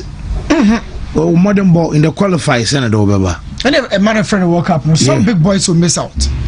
Because you're really a baby. Ever call World Cup and Sana is being a Halad Moon now qualify for World Cup. I said, I bet But Francis, today it will be interesting to look at what they have and the kind of results of the mind. So we move to Group I. Ghana won. So what are the dynamics of Group I? See, I mean, no Comoros and Madagascar will game. Ghana be Central African Republic. Crucial encounter. Mali are outsiders when it comes to this particular discussion we are making. Now 19 points, 16 points, 15 points. This is the closest I have seen in terms of any matches no bono with gaps near Dam Temuno. Ghana could literally secure their qualification today when they win, because at the end of the day, depending on the head-to-head results between Comoros and Madagascar, and now even between Comoros and Ghana, no, they don't know obesity. Yakoba fancy as it stands now. Ghana will need to win to take the points to 22 points. If Madagascar beats Comoros, Ombeko 19 points, still 3 points between Ghana and Madagascar. But the first point of he differentiated two teams in the World Cup qualification stage, a head-to-head. Seba head-to-head na Ghana and Madagascar, na Ghana bro Madagascar so. But if Ghana should win today, Comoros should win here, meaning say Ghana qualify, because the points gap between Comoros and Ghana 4 points. Say Ghana share, now Comoros to share 4 points difference. Last game, no matter what happens, Comoros grab share Ghana crown at 1 point will take Ghana to the World Cup. Yeah. So this is what we are coming to look at when it comes to Ghana Black Stars and the rest of the teams. Mate, you remember so see. I remember you when I was some room ye pamami, because a brebiam say Otuado be naming squad be obia on one some can squad be adonia naming Kwandia obia be catch yourself sumasia ma mobentia ma was a betamo obia so campaign ma betamwa because goalkeeper ekwe so akwa make case e dia mama yan zampa ye Lucas betimi so meaning say for your next two games are a crucial game. You see, this is the squad I will camp. You're best any new. I think say you're best in you're best in you, and you're best in you. We have 2 games left, and it feels like maybe I be dread yet. You're who you mema you're the back of corner because you bought Comoros Central African Republic. We are you're who you nimnafi, but these boys are not our best players. So far, you're best place in. And now on me who say Maria Sani Dara post to one post to be on Daniel Kufitre. Now a tremendous question say we still haven't paraded our best arsenals yet, and very natural. No country between parody ne weapons, but yeah the end of the day, yeah no man for be feel say there are certain players be mushishemu so many say national team. First of all, I feel say Majid Ashimeru should come back to compete in the midfield. Yes, last squad Ashimeru Enkahu. Ashimeru should be part of the squad. Ashimeru should be back. Patrick Pfeiffer, I'm sure someone in the or a central defender. Patrick has to be part of the squad going forward. Look, we cannot put 40 players, 50 players on the sheet. Say FIFA, you line up and now your squad at the World Cup. But whatever list the FIFA they be so my 2 players I'm family register for World Cup. They would have to comprise of your best players available. And so in my opinion, Obeti Majid Ashimeru, he has to be fighting for a spot in this squad.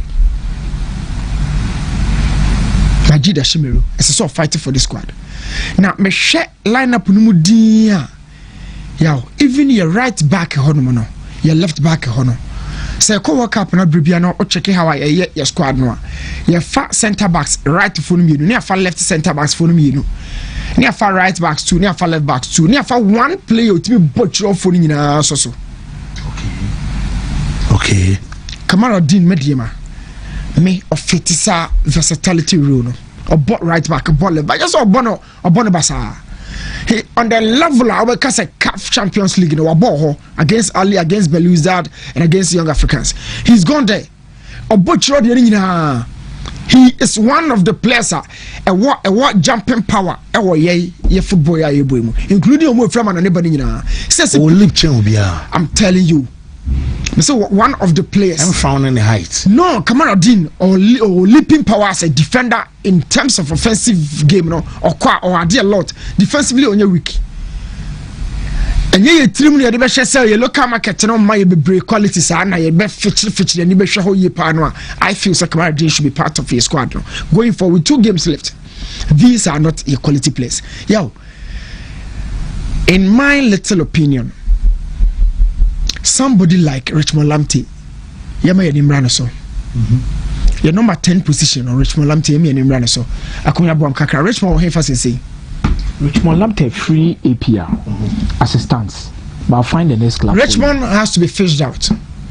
What would you say? Yeah, meka the other day meka say me say okay say number 10 your best number 10 available Kudus. But Kudus Bafia or Obama the club Tottenham Hotspur 10 na Obana. I'm not telling you, I'm the right wing. And no, about Ghana game, so you're born. So Lamptey ugly Musrati. Libya. Yeah, so he's playing. Maybe they say already Majid Ashmeru issue, no. If not for injuries, Majid Ashmeru should always be considered as part of the squad. The reason why I'm saying that is or the different dynamics ever into the middle of the field. I don't think any of your midfielders in the carry ball Majid Ashmeru as a number 8. I don't think any of them fancy proper box to box midfielder in that particular role no better than Majid Ashmeru in your squad. Adeba kwa Krisuti bubefu ho pa mananye successful for AFCON. How na onya Majid Ashmeru fit in so many games your ball AFCON Ivory Coast. New against Cape Verde. Bobo ni nyina she go bi kra ma akaya connect do fa de na ko show me edge offside. E prebi ba ya wo sisa yes substitution ni money free man game ne dane Cape Verde be winning by 2-1. You watch subsequent games and Majid Ashmeru starting my Black Star you know that AFCON you would understand say no a player na team name missing you do maybe you cannot the pra you saw the pra na here there ebo. But if this guy is fit, he's one of the finest midfielders you can ever have in this team. And Obetima complementing Obia, including Partey, Elisha Owusu, Kwesi Sibo. Obia the number man, he's our finest number 8. Or a fit in Quadia. Usually, in Fina Kwakwe area, you are bringing your method of fro.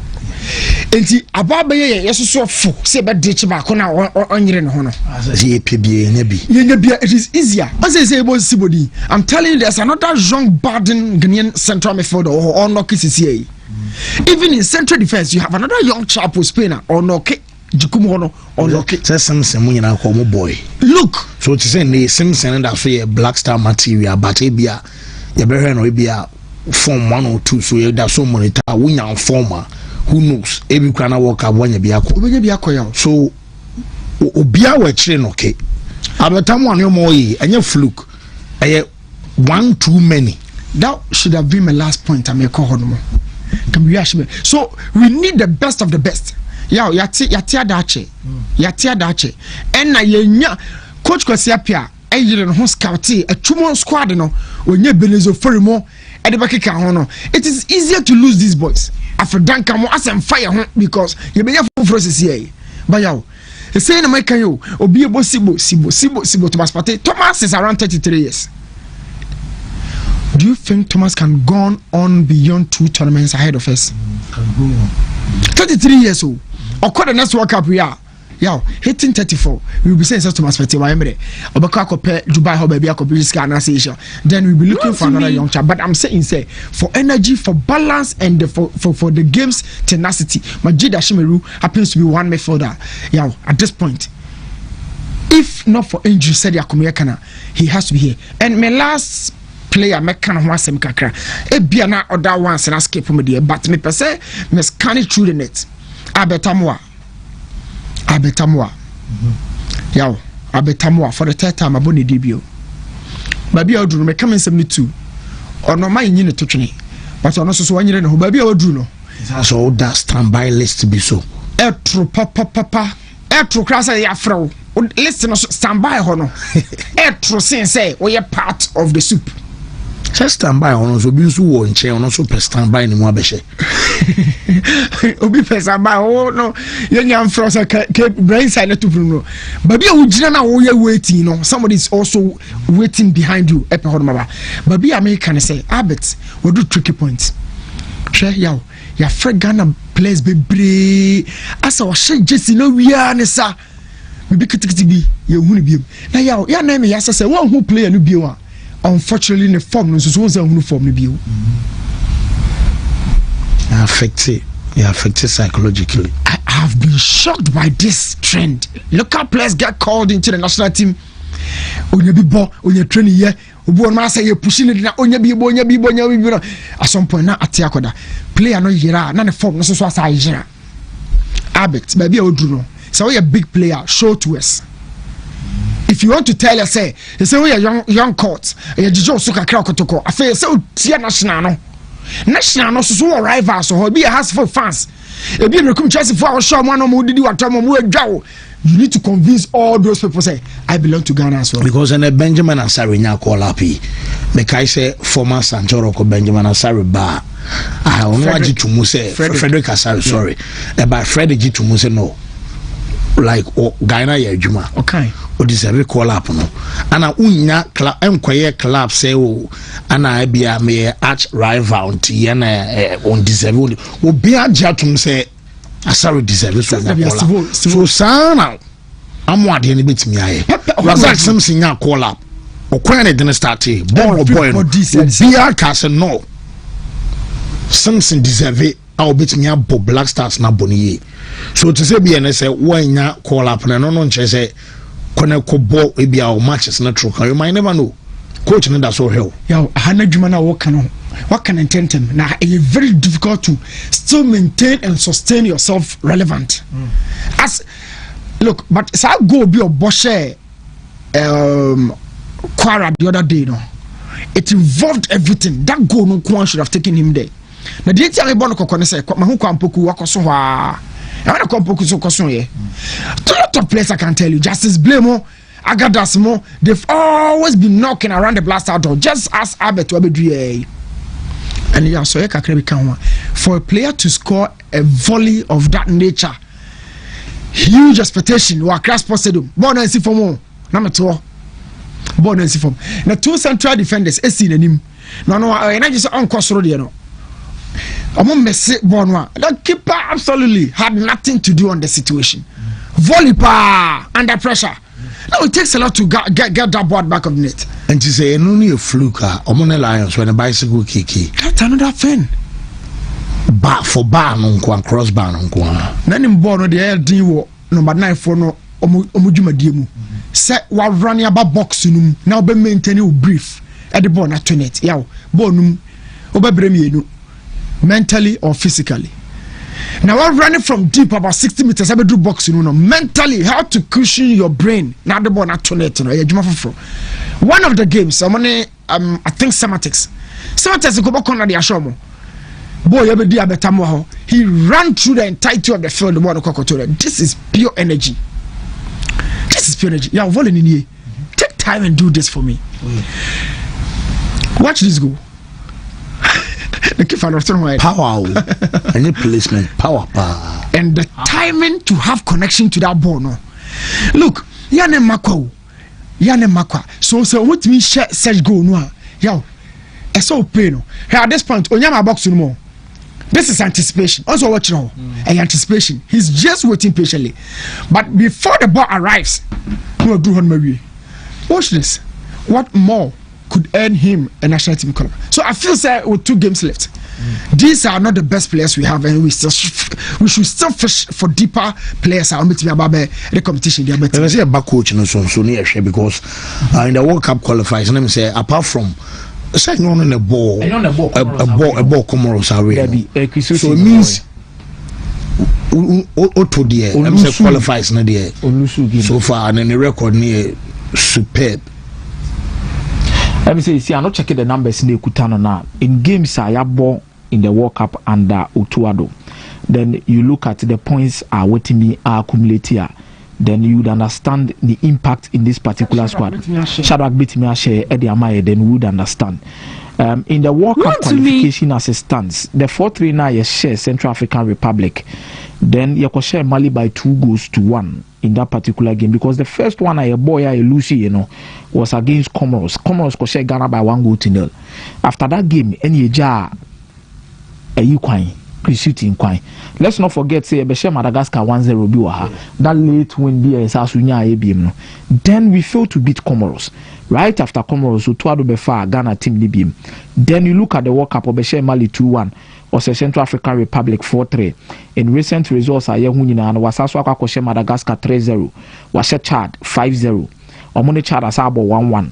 Then no about Behesi Asasha Maliba 1-0. 6 games, 5 wins, 1 draw, 16 goals scored, 5 conceded. And you're bad cry. Nkomo are very, very, very funny. I didn't see her. They Ghana for Yashe. A way I dream Yashe. And the dear open way in Prempre Yakas or Diamayino, or Bonatofa. The Odiamayan in the old TV national. And no breaking it down. Obo games is 6, or win 5. Or lose be or draw back up. And he said a back even loss rate in a cry. He still maintains 100%, 1 draw 5 unbeaten streak. Unbeaten streak. Then breaking the team further down. Having scored 16 goals in 6 games. 16 divided by 6, Bema goals Then defensively, goals now considering 5. In 6 games, meaning said so breaking the game now a less than a goal per game. Ghana average 2.6 goals per every single 90 minutes. Every game be 2 close to 3, between 2 to 3. 2 to 3. It's not really bad. This is not bad at all. That is with the statistics, no. Yes. That is it. Not that bad to complain. And you can't be say Comoros as a break here. Look at the stats. 6 games is considered lesser than the games. I'm saying 0.9 per game. Defense, attack massive between 2.5. Some catcher said that's not 3.5. Over to convertible. The guy is doing some good work, but come in the context of Ghanaians, how we see our team and where we feel so we are supposed to be here, supposed to be there. Yeah, digging deep in the games haven't been convincing. Not to the ordinary Ghanaian, or not to we, the media guys.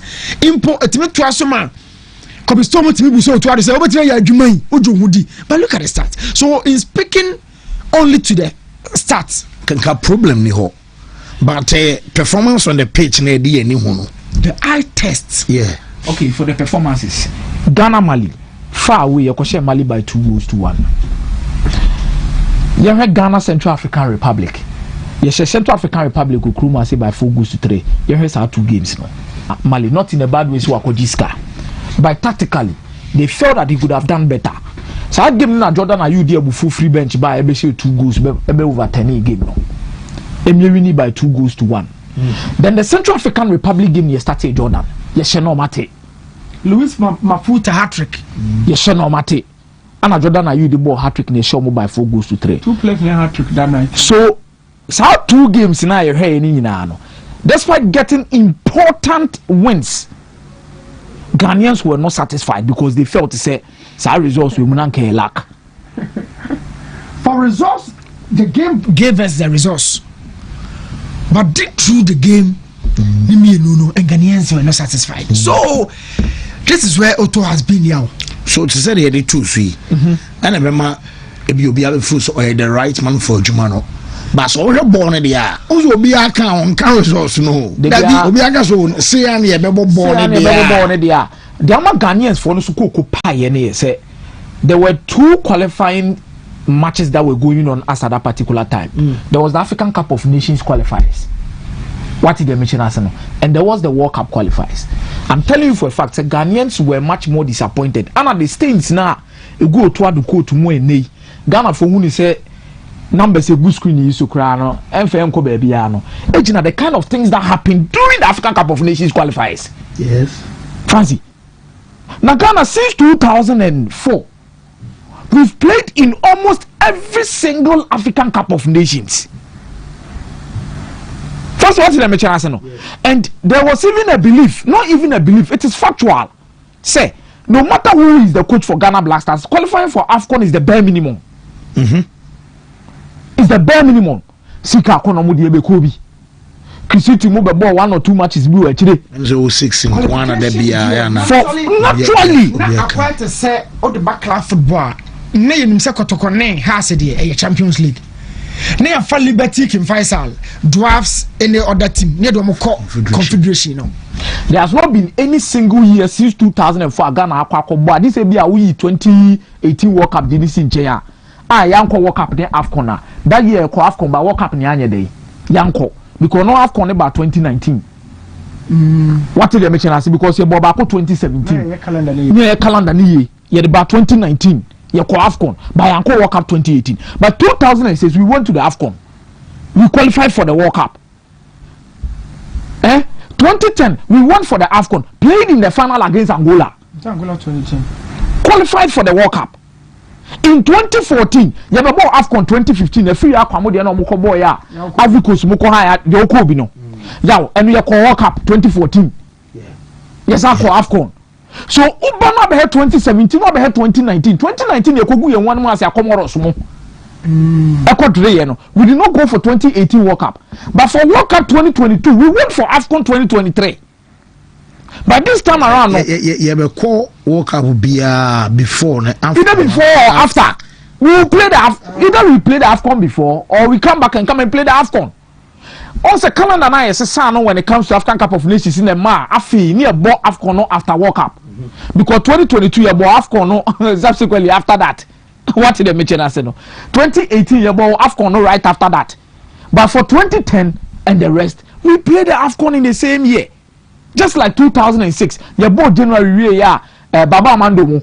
Eko boy Zimbabwe for the dre ya Ekoba ya Nigeria tell Taiwo or boss out in the free chile base panyan. So for Otuado's contest of discussion in this particular matter, with the numbers in a good screen, so no fancy, it's about 2 shades in one particular state. In a sense, it's you failed to qualify us for the African Cup of Nations within that same period. You have given us these numbers. Now then, the chance of the Eco tournament proper now with my Edumano.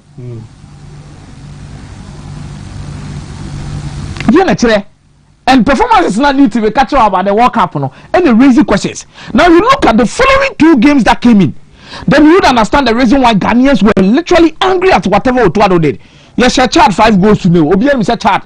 Now Kroma say no. Bia ya pa said Abi. Ya kwasha Madagascar away with Morocco. That 2 games, you know, Newton. To be very honest to Otuado, it was a very convincing result. Also Chad 5. Now kwasha Madagascar 3. Proper convincing results. Now Asako raise it out baby. Ade any Chad akobo 1-1. Then Ababa Mali by 1 goal to 0, which I actually believe at the end of the day, Mali was the best team. Yeah, a game maybe was said, Mali for crash or Mukochi protest. So the statistics that are over there merits say an applause for Otuado. Say at least 6 games, 5 wins, 1 draw. It is good. What did they mention? But in general, Wontumi nkase Ghana for esusu ye boniaye because almost the omudo money aye dey. Ahwe games ni bi. Omo nkwa fa so e games ni bi. So a critical situation now. Nasanka modern money the nka obi nka say enye yeah, like statistically a perfect start for any coach. Oh, okay. Perfect start for the coach. But it is that the Ghanaians having tested the higher standard, always expecting so high. And all of that, and until we feel say no, and yes, sufficient. Me see a game na nka someone in your time Emma match because I'm say I won't prepare the in the me see a bit me about Morocco real quick. The plan is me man be 2 or 3 minutes be time on the man names are 2 minutes. Okay. One punctual. The pan because when you serious. Auntie me say a bit me around here didn't come on here said ho and so it's so minimum so they be with the way our company so we won't share any beam so it be our probable 11 near Kogrim Nankasamu deep na fair. Probably 11 there. Last time I bought game, I'm not going to change much from that lineup.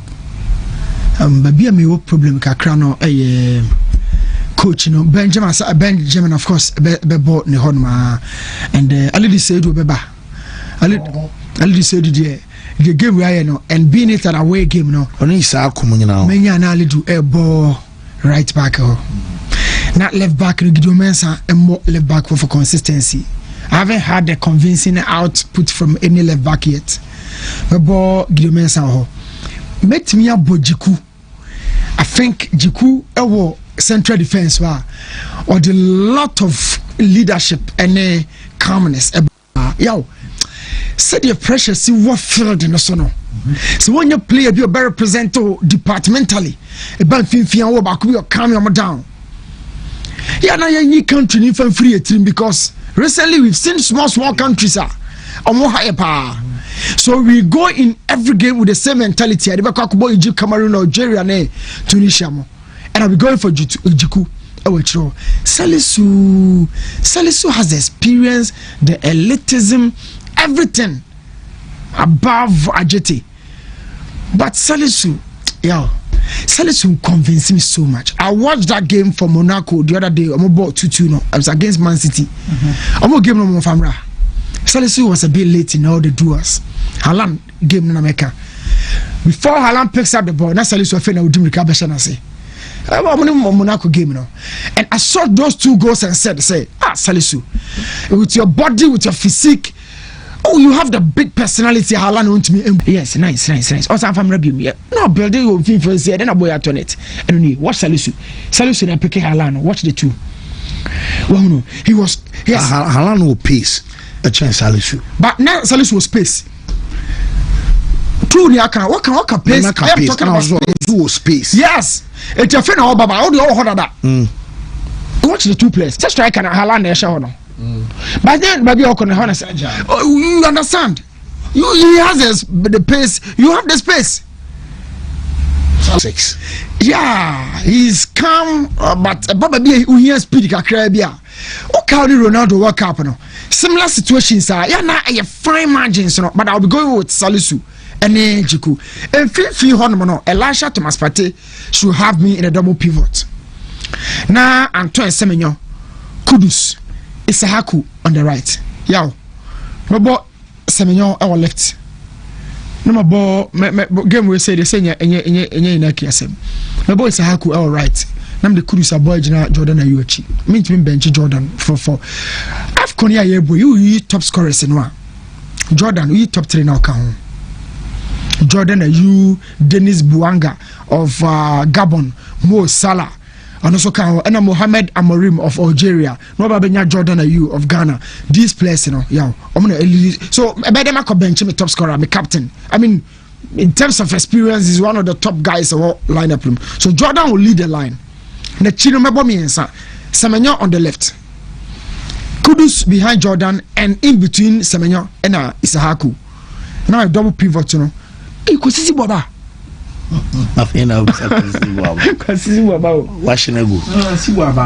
Salison starts the game now. Match with the Salison starts now. The Sibo are train. Aye, no. My Thomas and Salison start the game. By Elisha so. And I make Elisha and I boss Salison. Elisha Thomas Partey and I call my bench Sibo. Remember Sibo started from there. This will be my probable 11. But be a concentration by Kokesi Pano Yao. I'm a latras no. I will say you na Gideon. Apart from these 2 players, many problem about BIBM. And I think this lineup on there we should, because a tricky situation. I come up with some question, but I could be inside. And Mr. Messiah, you just brought me to a tricky point. Why necessarily the blaster lineup in CCA? Who supposed to be the leader of our team? Jordan Semenyo. In this particular Black Star setup, he has never been up for it. Considering players who are supposed to lead the line as number 9, I would never ever consider Inaki Williams. Because more the Befane. Everyone more the born and fan. Okay, Iñaki Williams in the best position here. Bebody, say we are more the Befane. I thought I was all pretty from the right, the Benjamin. That's a blaster someone from right. But if I want to move money, the same measuring rod now. But local player being what win your opportunities to say the Kenya or Black Stars named that. Local player being what? Local player man 5 minutes. Or corner hope of one yard you're winning from here in a frame. In Akiba 2022, the best in there. Tell me what has been a sterling contribution to Ghana. Only a moment where he scored that late goal. Ewa Babayara Asa. In over 3 years, and he can just give us one solid moment. We demand more from him. Just as we demand more from Ayu brothers, no Semenyomo, we demand more from him too. Also, we a big boy if we be bound now, Oba. Captain. Okay. What if we had groomed a local player and built his confidence for that period? Now, Kadian and KBC, we are not fair to the local boys. We are not saying give equal opportunities to everybody. But when there is equality, not there is still a gap, you look out for equity and social justice. In this point, I think local players no also performing now. They are not benefiting from privileges like exquisite training facilities, modern training methods, the best of coaching. Sanka local players ni ebi anka bebi omujina no eni nyaki de ne yepa na ebro so. But enka football. But I am saying here, how we measure local players and the chances here the moment. Or they compare foreigners now, there is a certain bias in there. And it does not speak to equity. We all agree. We all really much. It does not speak to equity. Especially I bet for no cry as a resident in common. And now who saw Kasembi say from 2022, but what you cry Ruby say next year? I said 3 years when you another be a chance or better. Now about fire through for 3 years no we are there be. Yeah, one permanent. So many no. But omo anyaki ni omo bewura team ni mu nyina no to some extent ebi mo e bi aka ho but we are still here and omo pass man in temp and omo fa ne mbo ye. You will not always have it as you wish at our club level when you come to the national team, but at least there should be a demonstrable quality beer unya dane di pe obi the way the man be ka ho or the be ka ho but the chairman me big problem there.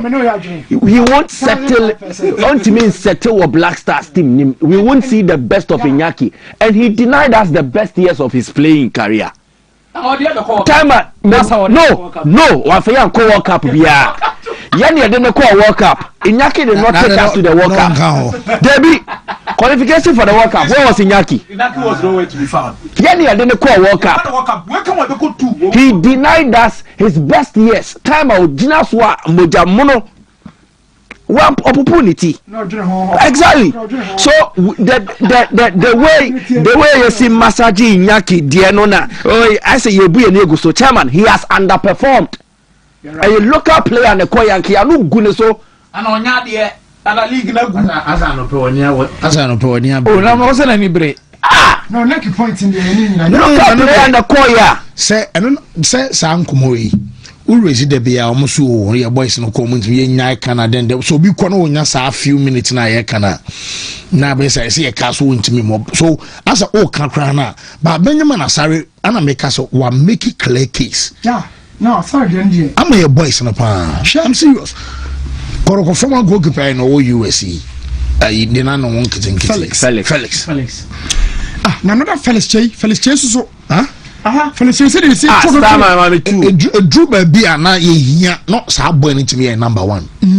Me boy ka me say me boy. See, time na dey ma ofori no, or dey say ko kana ball no. Na Felix Che sorry one game so. Time ofori dey say ka ball. But we were not bold enough to hand him opportunity. Okay, Felix Che. Yeah, NSI spell ni mwana. Mediama bobo Africa yewe. Boa medimani ahwe a goalkeeper against the rest of the squad. Mediama Ali, Felix Che against the rest of Ali. Ni yam ni Bema. Afena no yam bobo. Ya ko Afcon na Richard Fowi na akwa dem. Even no mo ide mo ko Afcon na nkasa na Richard Fowi ko nyon kwa na the best goalkeeper. Na player born in CCS so Libya. Richmond Lamptey. You don't know what see. He got chance Sansim. Jonathan saw a game be a friend before the game near born neutral player. Yeah. Na me raho. Near born neutral player. Lamptey issue. But it maybe not coaching yabem. No, because nothing. We were asking questions say Asimeru pra every single time Mike.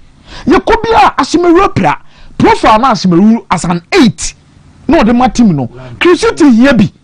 If you don't give him Christy, yeah, Asimeru more. It's one selection. Coach. That one is a coach Juma, a coach is in Juma. My issue is there is a pressure on them to win, and they don't want to offer opportunities to players they don't trust. Yeah, your coaches don't trust local players, Nessa. But who gives the pressure? Otuado was fans here. Otuado was bold enough to go with Asare, and it paid off. If your coach is near bold, say a true thick and thin, we will stick to a certain local breed. Yenya player be use our special trait a subi woni mua. We can develop this local player, build him up. Ebi ko be free local league ni no Fatawi Shaku. The first Blasters call up pro boy. No. Aya ho ya na sisi original mu. Say no Africa na. First Blasters no nyam ko dreams official. No na steadfast. Yeah. Aya no mu no odie. No bobo ball But you see, we gave him a platform to enter. And yes, don't care about him anymore. Me say, fancy, if your coach is in a technical team, they be bold enough to trust excelling, and yes, a local player be excelling local players. No more, building up confidence because national team no, and yes, only born there are factors around the national team that allows players to perform. Say you need to settle in the environment. Also, to say, my first time I buy any, if I come here, it will feel a bit awkward. Mean to mean settling. But about the familiarity. I feel me new team relate. Me no din come me sana national team the But the more you are consistent with this, then you are building the player up. Local player ko yen you sooner obey training sir. You never told my match but could be 5 minutes. Yes, on yard. The next yentenen kabion. I didn't know guys on what trainer. So say make a point on Inaki no many aje ho pa no. Because me so far Inaki be amfani more 8. And find Inaki more 3. The position but be you so familiar. The flanks or arrowhead. Perfect. Yanka say Inaki behind striker krama honchiro. So I don't know why you who the person who no. And we still have the trust. Jet a local player. Me I have been here and I've told people say kwame poku form na nya no form we back no the back to first one or the Algeria and sa form no but your friend Blaster no near born a wing back near about free back near about kwampoku wing back say ask a mosi en free tieni e frani aya de ani pa na beba no maka so nya de ness akwai so local boys no me sana me hu ade no secret time no because one salam to the call is a boy a ball Ivory Coast and yes, Richard ain't me mobile than I beg to differ. I'm telling you. Imagine Salis born the best football he played for us was World Cup 2022. He went off the radar, but we kept faith with him. Near Freno, no bo, a boy cry, money be shame, now man for complaining, and Richie against Chad. We saw it. You get it? A local player will never get such. Local player or bobo ni no. We need to change that. Yes, true. I was yes, son. It's our mentality back. Players in a ball on the African continent and yet outside the continent. I have been sad about those boys, but I have seen Jiggy Diarra for young Africans. On the Chimamali. Yeah. Aliu Dieng oba original DM ho Yanka Sakrani your example with Harrison Affle no boy right back when he was playing for Esperance Tunisia. And there's no person in a Madrid hole, but no Bojo. Yeah, Al-Snaffo was playing ahead of all the options, but no ball Tunisia. No ball. It has been one point I'm dreaming because with him goalkeeper department one goalkeeper between Benjamin and Sarri say and yet is given Danlad and Balora Danlad. Yes, or more continent to under 50 under 17 akwa under 20 akwa under 23 wababa bokotoko abe captain kotoko adia ene wakopie mu Ethiopia order. He even went to the World Cup. It has to be World Cup 2022. Obi a continent in a building the rough game in a building. Well, Mama say Yebenya the Ghana Football Association Communications Director Rahiri Asante Chum Ewaline so na fe dinkomo from Morocco. Mr. Hart, Otianka Ghana ka 9 minutes na 12 o'clock abonti yebekano. Good morning.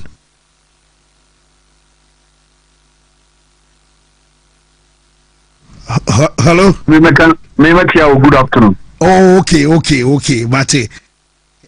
Na second boko de Nyankopon da Roma bibia boko. Well, yagusu din komo yenim say 4 o'clock and a kick off and so e Ghana one only team no ho. But komo kakra from day one am start some more camp ba be see the match day. Jana between ya refo ne yetiefo ache.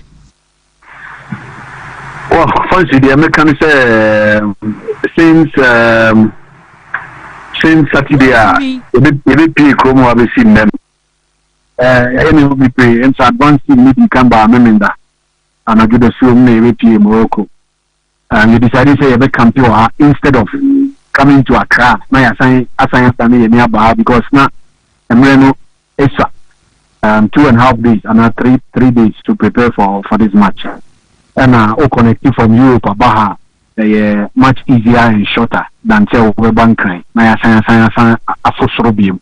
And Kosiada Nona players no chance here and arrive Kosiada training 7 players na here. Adechi Monday we had 20 players in training. It's Monday free training by and now Kodio Pompe Pra and Salisu Mohammed as a sort of clients. Together with Kalebuenchi and Enya 23 and Afi Ahumachino Jonas Ajete Beka on Enya Full House and now a monthly training or Yaya on BC kind of start the One McNess Ahona EBC kind of they had a 1 hour full training session which was very good, highly intensive. Luckily we did not have any cause to worry in terms of injury. Obia ejejana also sisi no also Nyankopon da Roma and sorry normal omo breakfast in the next few minutes I'm saying the next 5 minutes you call the normal walk 30-40 kilometer walk just to burn out then also to have a taste of the sunshine and then they will come back, they will have lunch, they will go back into their rooms, shower, have their normal match day video meeting, and then also the coach will announce his squad to the team. And then 3 o'clock, even free hotel near the Niache Stadium, and 5 o'clock Morocco time. And they are canceling so which is 4 p.m. in Ghana. And I had a call, Yankupon BBI, okay. Yeah, heard me say, a man, you know, ever quago Pamanasona, Omako Kodinding, Nafi, Omode, and Kundi, Abraham, and anyway. Well, from squad yabu boni players so we are available for camp and match day. Yenim say Ali Duseidu 1 and afi Fatau Isaku 2. Omo me no bia injuries ya manti nya nyame adom omo ho yo mababedu kan bia ho videos ni bi ne Essex edi kan ba bon chem say o hwo mo camp spirit no much higher e chen de edi kan ehu ewo FA platform no so kra na. Oh, the spirit in camp is very high. 2 names are Oboye and Mantibia. Anytime they are around, they jump around, they laugh a lot, they share jokes, they are easygoing. Patao Ishahaku has loads of energy. On never started conversation, you know, the bank on never started asa no jumping there. Alidu also has the same vibe. It's Bedru, you know. Manchester Japan see them out for a very long time. And so it's such a special feeling when you are welcoming these two important players to the team. Since Alidu breaking into the team 2022, he has had no turning back. Same for Fatau 2021, he has had no turning back. These are two young players. They bring a lot to the team. They bring a lot of positivity to the squad. In Joma Bay, anyone say, they are Eja Hono, and I can say that their presence has been electrifying. Prince Ousua or home base to see a camera mediama. Nothing even shows local player. And of course, Benjamin Asari's experience is also very enormous. Kojo Opon Pepra, who is also a young player, has had a good start to his career at Nice. And also, who else? Obia is in a very good spirit, and we are hoping to better translate on the pitch, and obviously in performance and also in results. Last two matches anaka yefan one at Gunti yentimi jumping enkonkodwen Sunday game against Comoros no when yene kan e ball from the whole kind spirit or high or company adini de kan nyina bomo na Africa na me say obi atimi puli anaso obi atimi e shock e ba na Black Stars e kosa match mu. Yes, we are aware of the shocks. Recent one cry in the chat, but that game is behind us. That game belongs to the past. What is in front of us is the most important thing. What is in front of us is Central African Republic. I know it will not be easy. They have gone through a lot of transitions. The last time I bought Raul Savoy and a coach, and now they have a new coach. They have made a lot of changes to their team, and there is that surprise element. But we are up for it. The players have seen a lot of videos of their recent games. We have studied their weaknesses. We have also looked at their strengths, and we are very much aware of the danger or the threat ahead of us. It's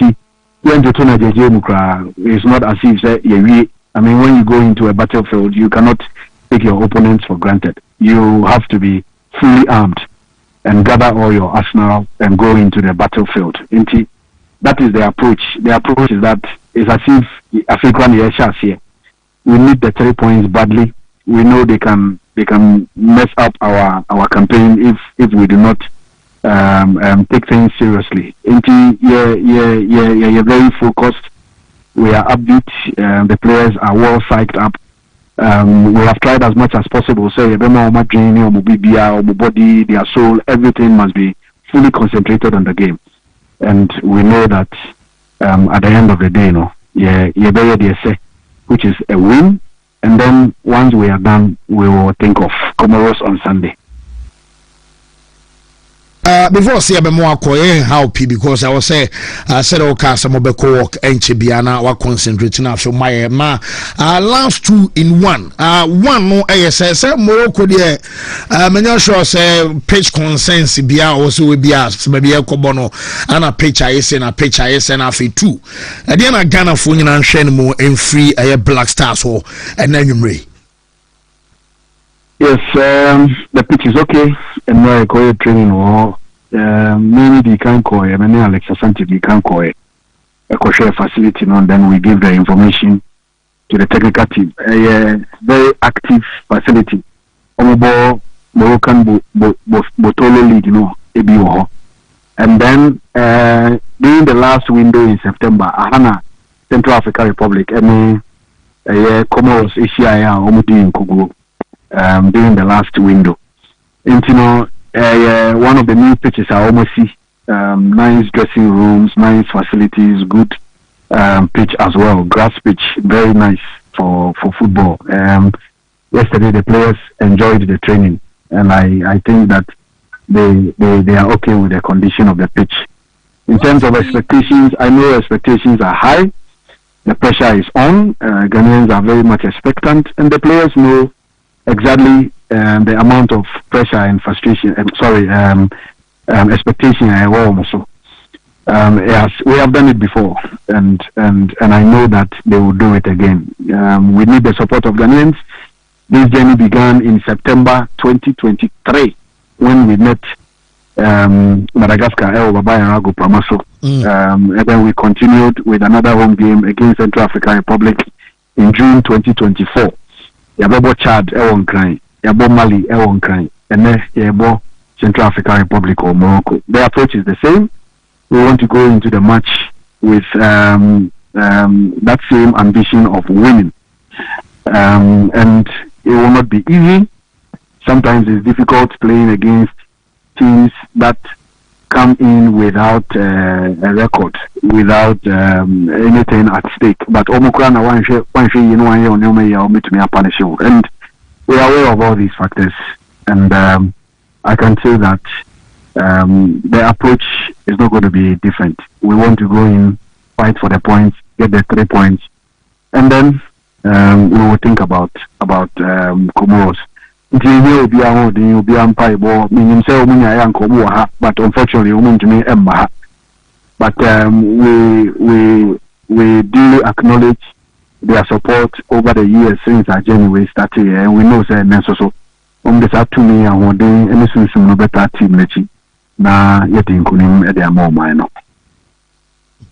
Mr. Hart, yeah, how P, ya bedase pa for time awanya ediama me grateful. Me say benya 3 points aye penny aba beto so nyame adama Sunday brepam ya besa kasa biem. Bila se fancy yankopon kan yo onye yakoma so ade na mai.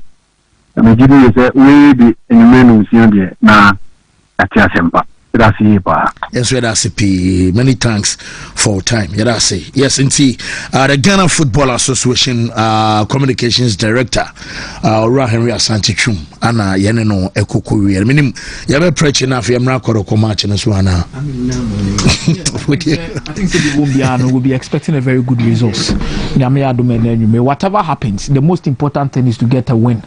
Then against Comoros, you come and relax. You fancy after the game, we'll be here. To further do more discussions about Nabasan and Sane baby OC to near the BBH. But tonight there is a big game. It's a big game. Korokoni baby any go stars. I don't know some so can do no ball bench. Nyame ya aduma na enwumre ya. Afa coach dia o mana twende. Aye. On bench. Oh, okay. Omo we pre-match.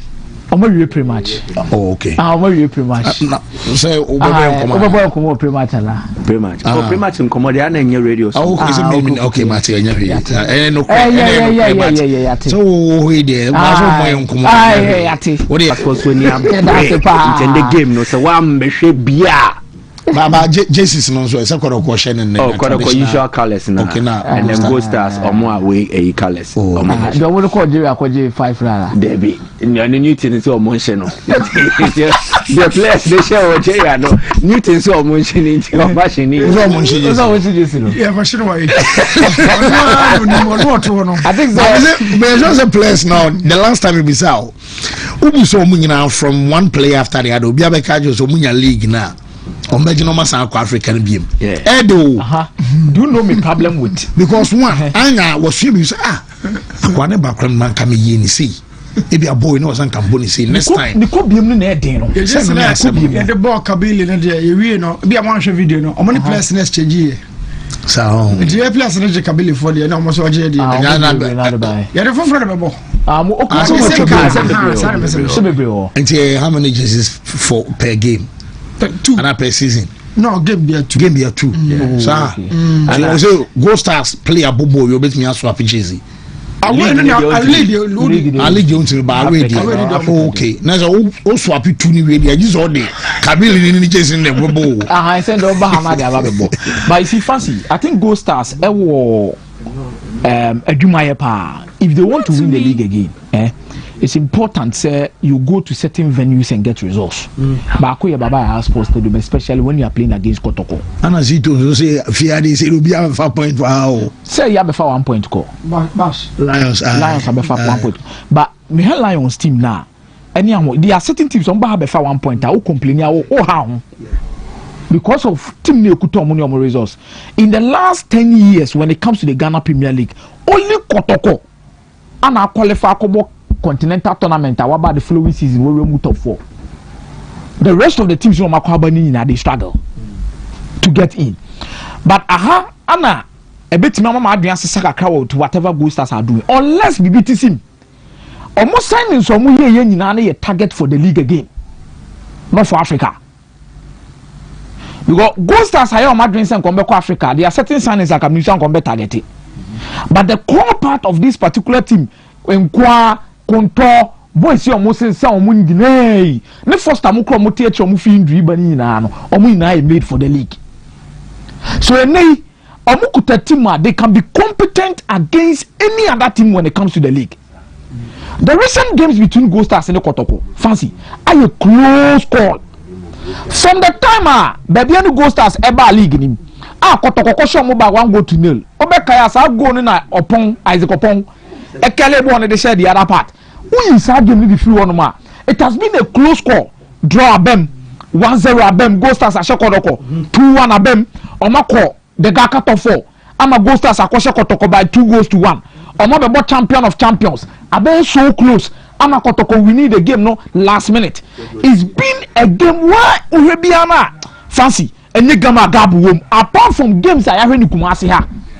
Abaku Kotoko share Gold Stars by 4 goals to 0, 5 goals to 0 under the floodlight. And again, Gold Stars are back again. Show more lineup, show more quality. Meno, this is one particular game fancy. Korokopa omun ceding the midfield possession in Bibia Farmer Gold Stars. Because in the middle of the park, Medica can say omun more play for league title no Okroma say no. Kotoko midfield na me say anwodin yo. Not in terms of physical levels, but I think in terms of balance and the technical quality Kotoko needs in that particular midfield, they are not there. Omunya mfimfini ma Gold Stars. Gold Stars so what consistency won fimfini wo. Makame bo me za ketu. What quality won fimfini wo. Who be to try bibi atare baby, but ma to try bibi atare baby ah. Se me ka omo no. Me Kotoko midfielders so. E bia me za adwunu ko. Oh, me ka so muli midfielders. Be say omo midfielders. Kojo set. Oh, be mind games wa ha. Ayenye se adwuma no wa ha. Ayenye se adwuma no wa ha. Ayenye se adwuma no wa ha. Say oye juni. But you look at Obiti Konto, I believe say over Ghana Premier League now number 6 for a quality player. Obiti Apia Makatu had enough experience to this particular midfield of Bebiani Gold Stars. Then you understand that this is a team that will fight for. There's someone Atakumi. Ana na no Kotoko boy na eduku mo ho chiro mo papa.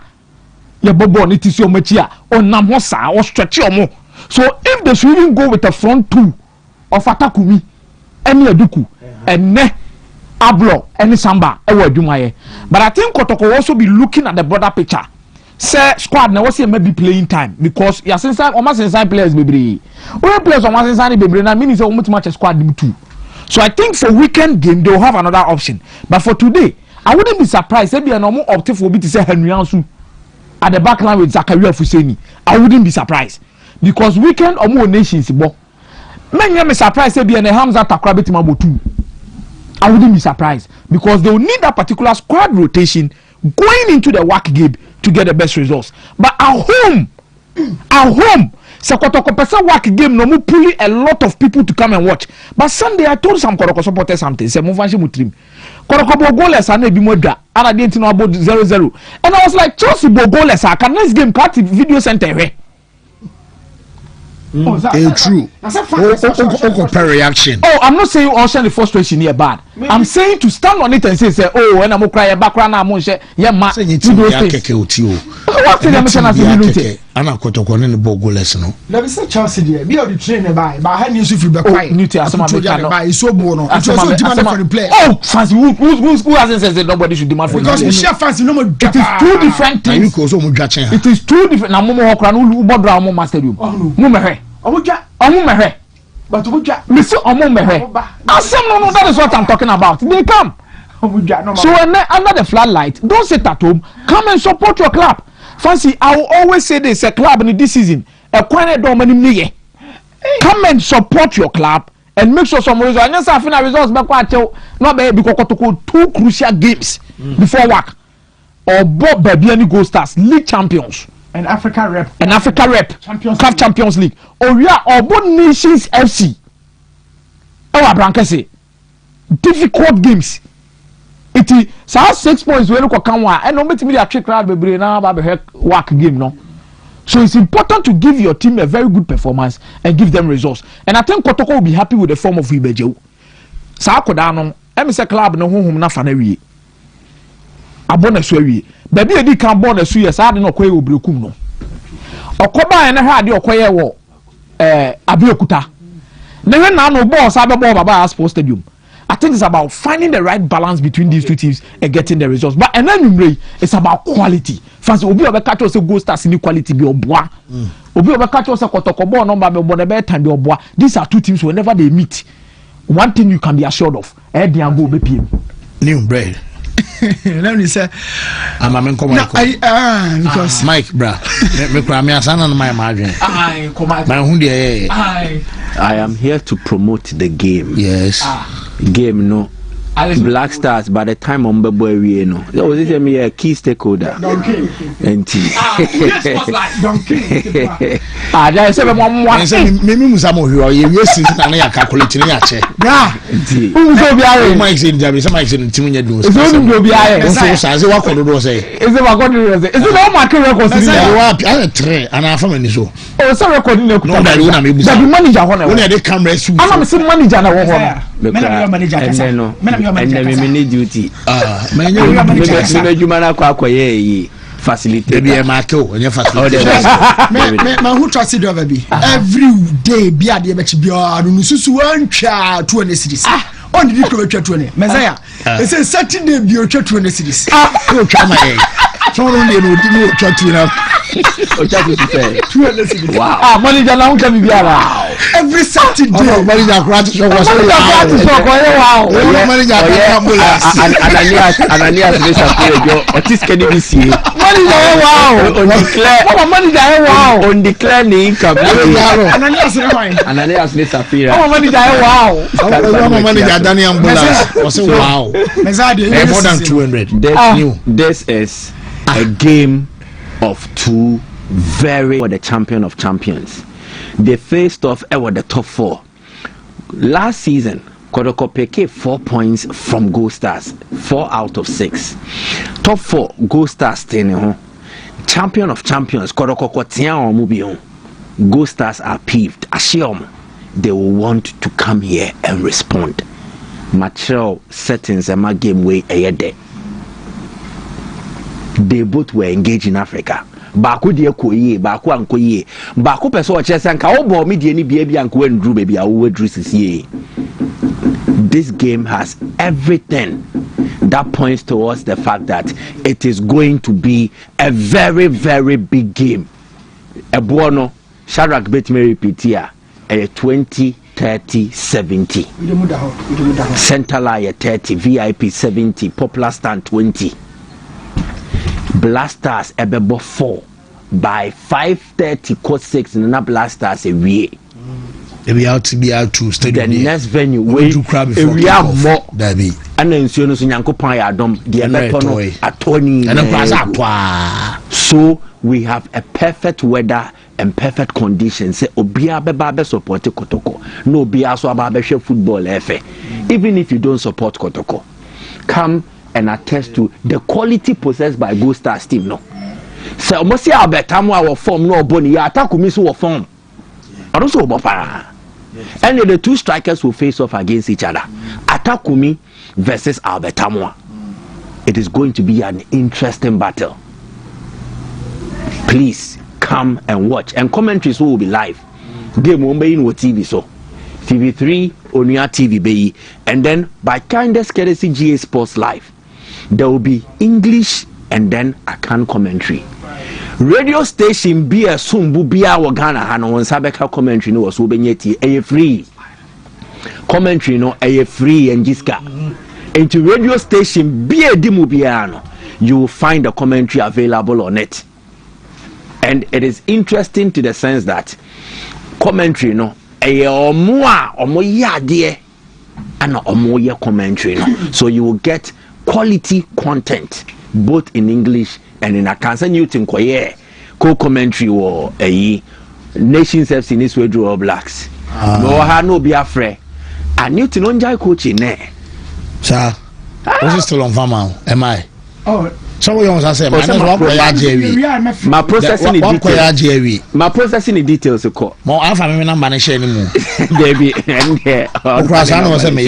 so come and enjoy the game. But Bibintinu went me amba radio station beer dimu.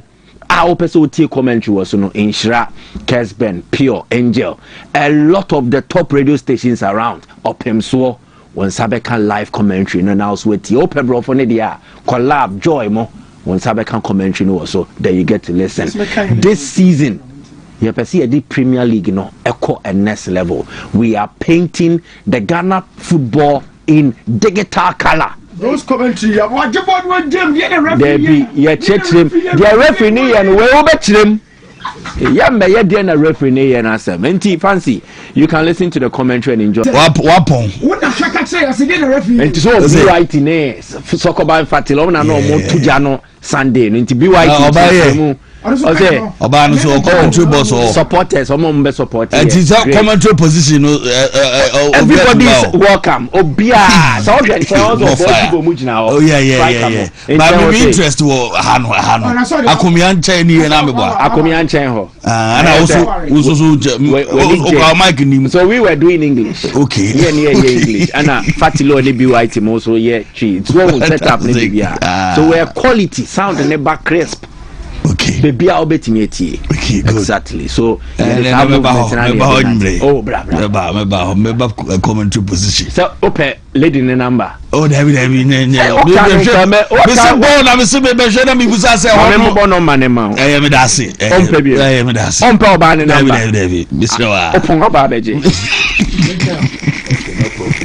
Baza mumeyini pie ma me na okofa semaba abusafo ye ni komoda fie nto aso say Michael ne Newton Peter Latin ne Fancy Di Maria wo me wie ba beto aso ne Semens Vital ba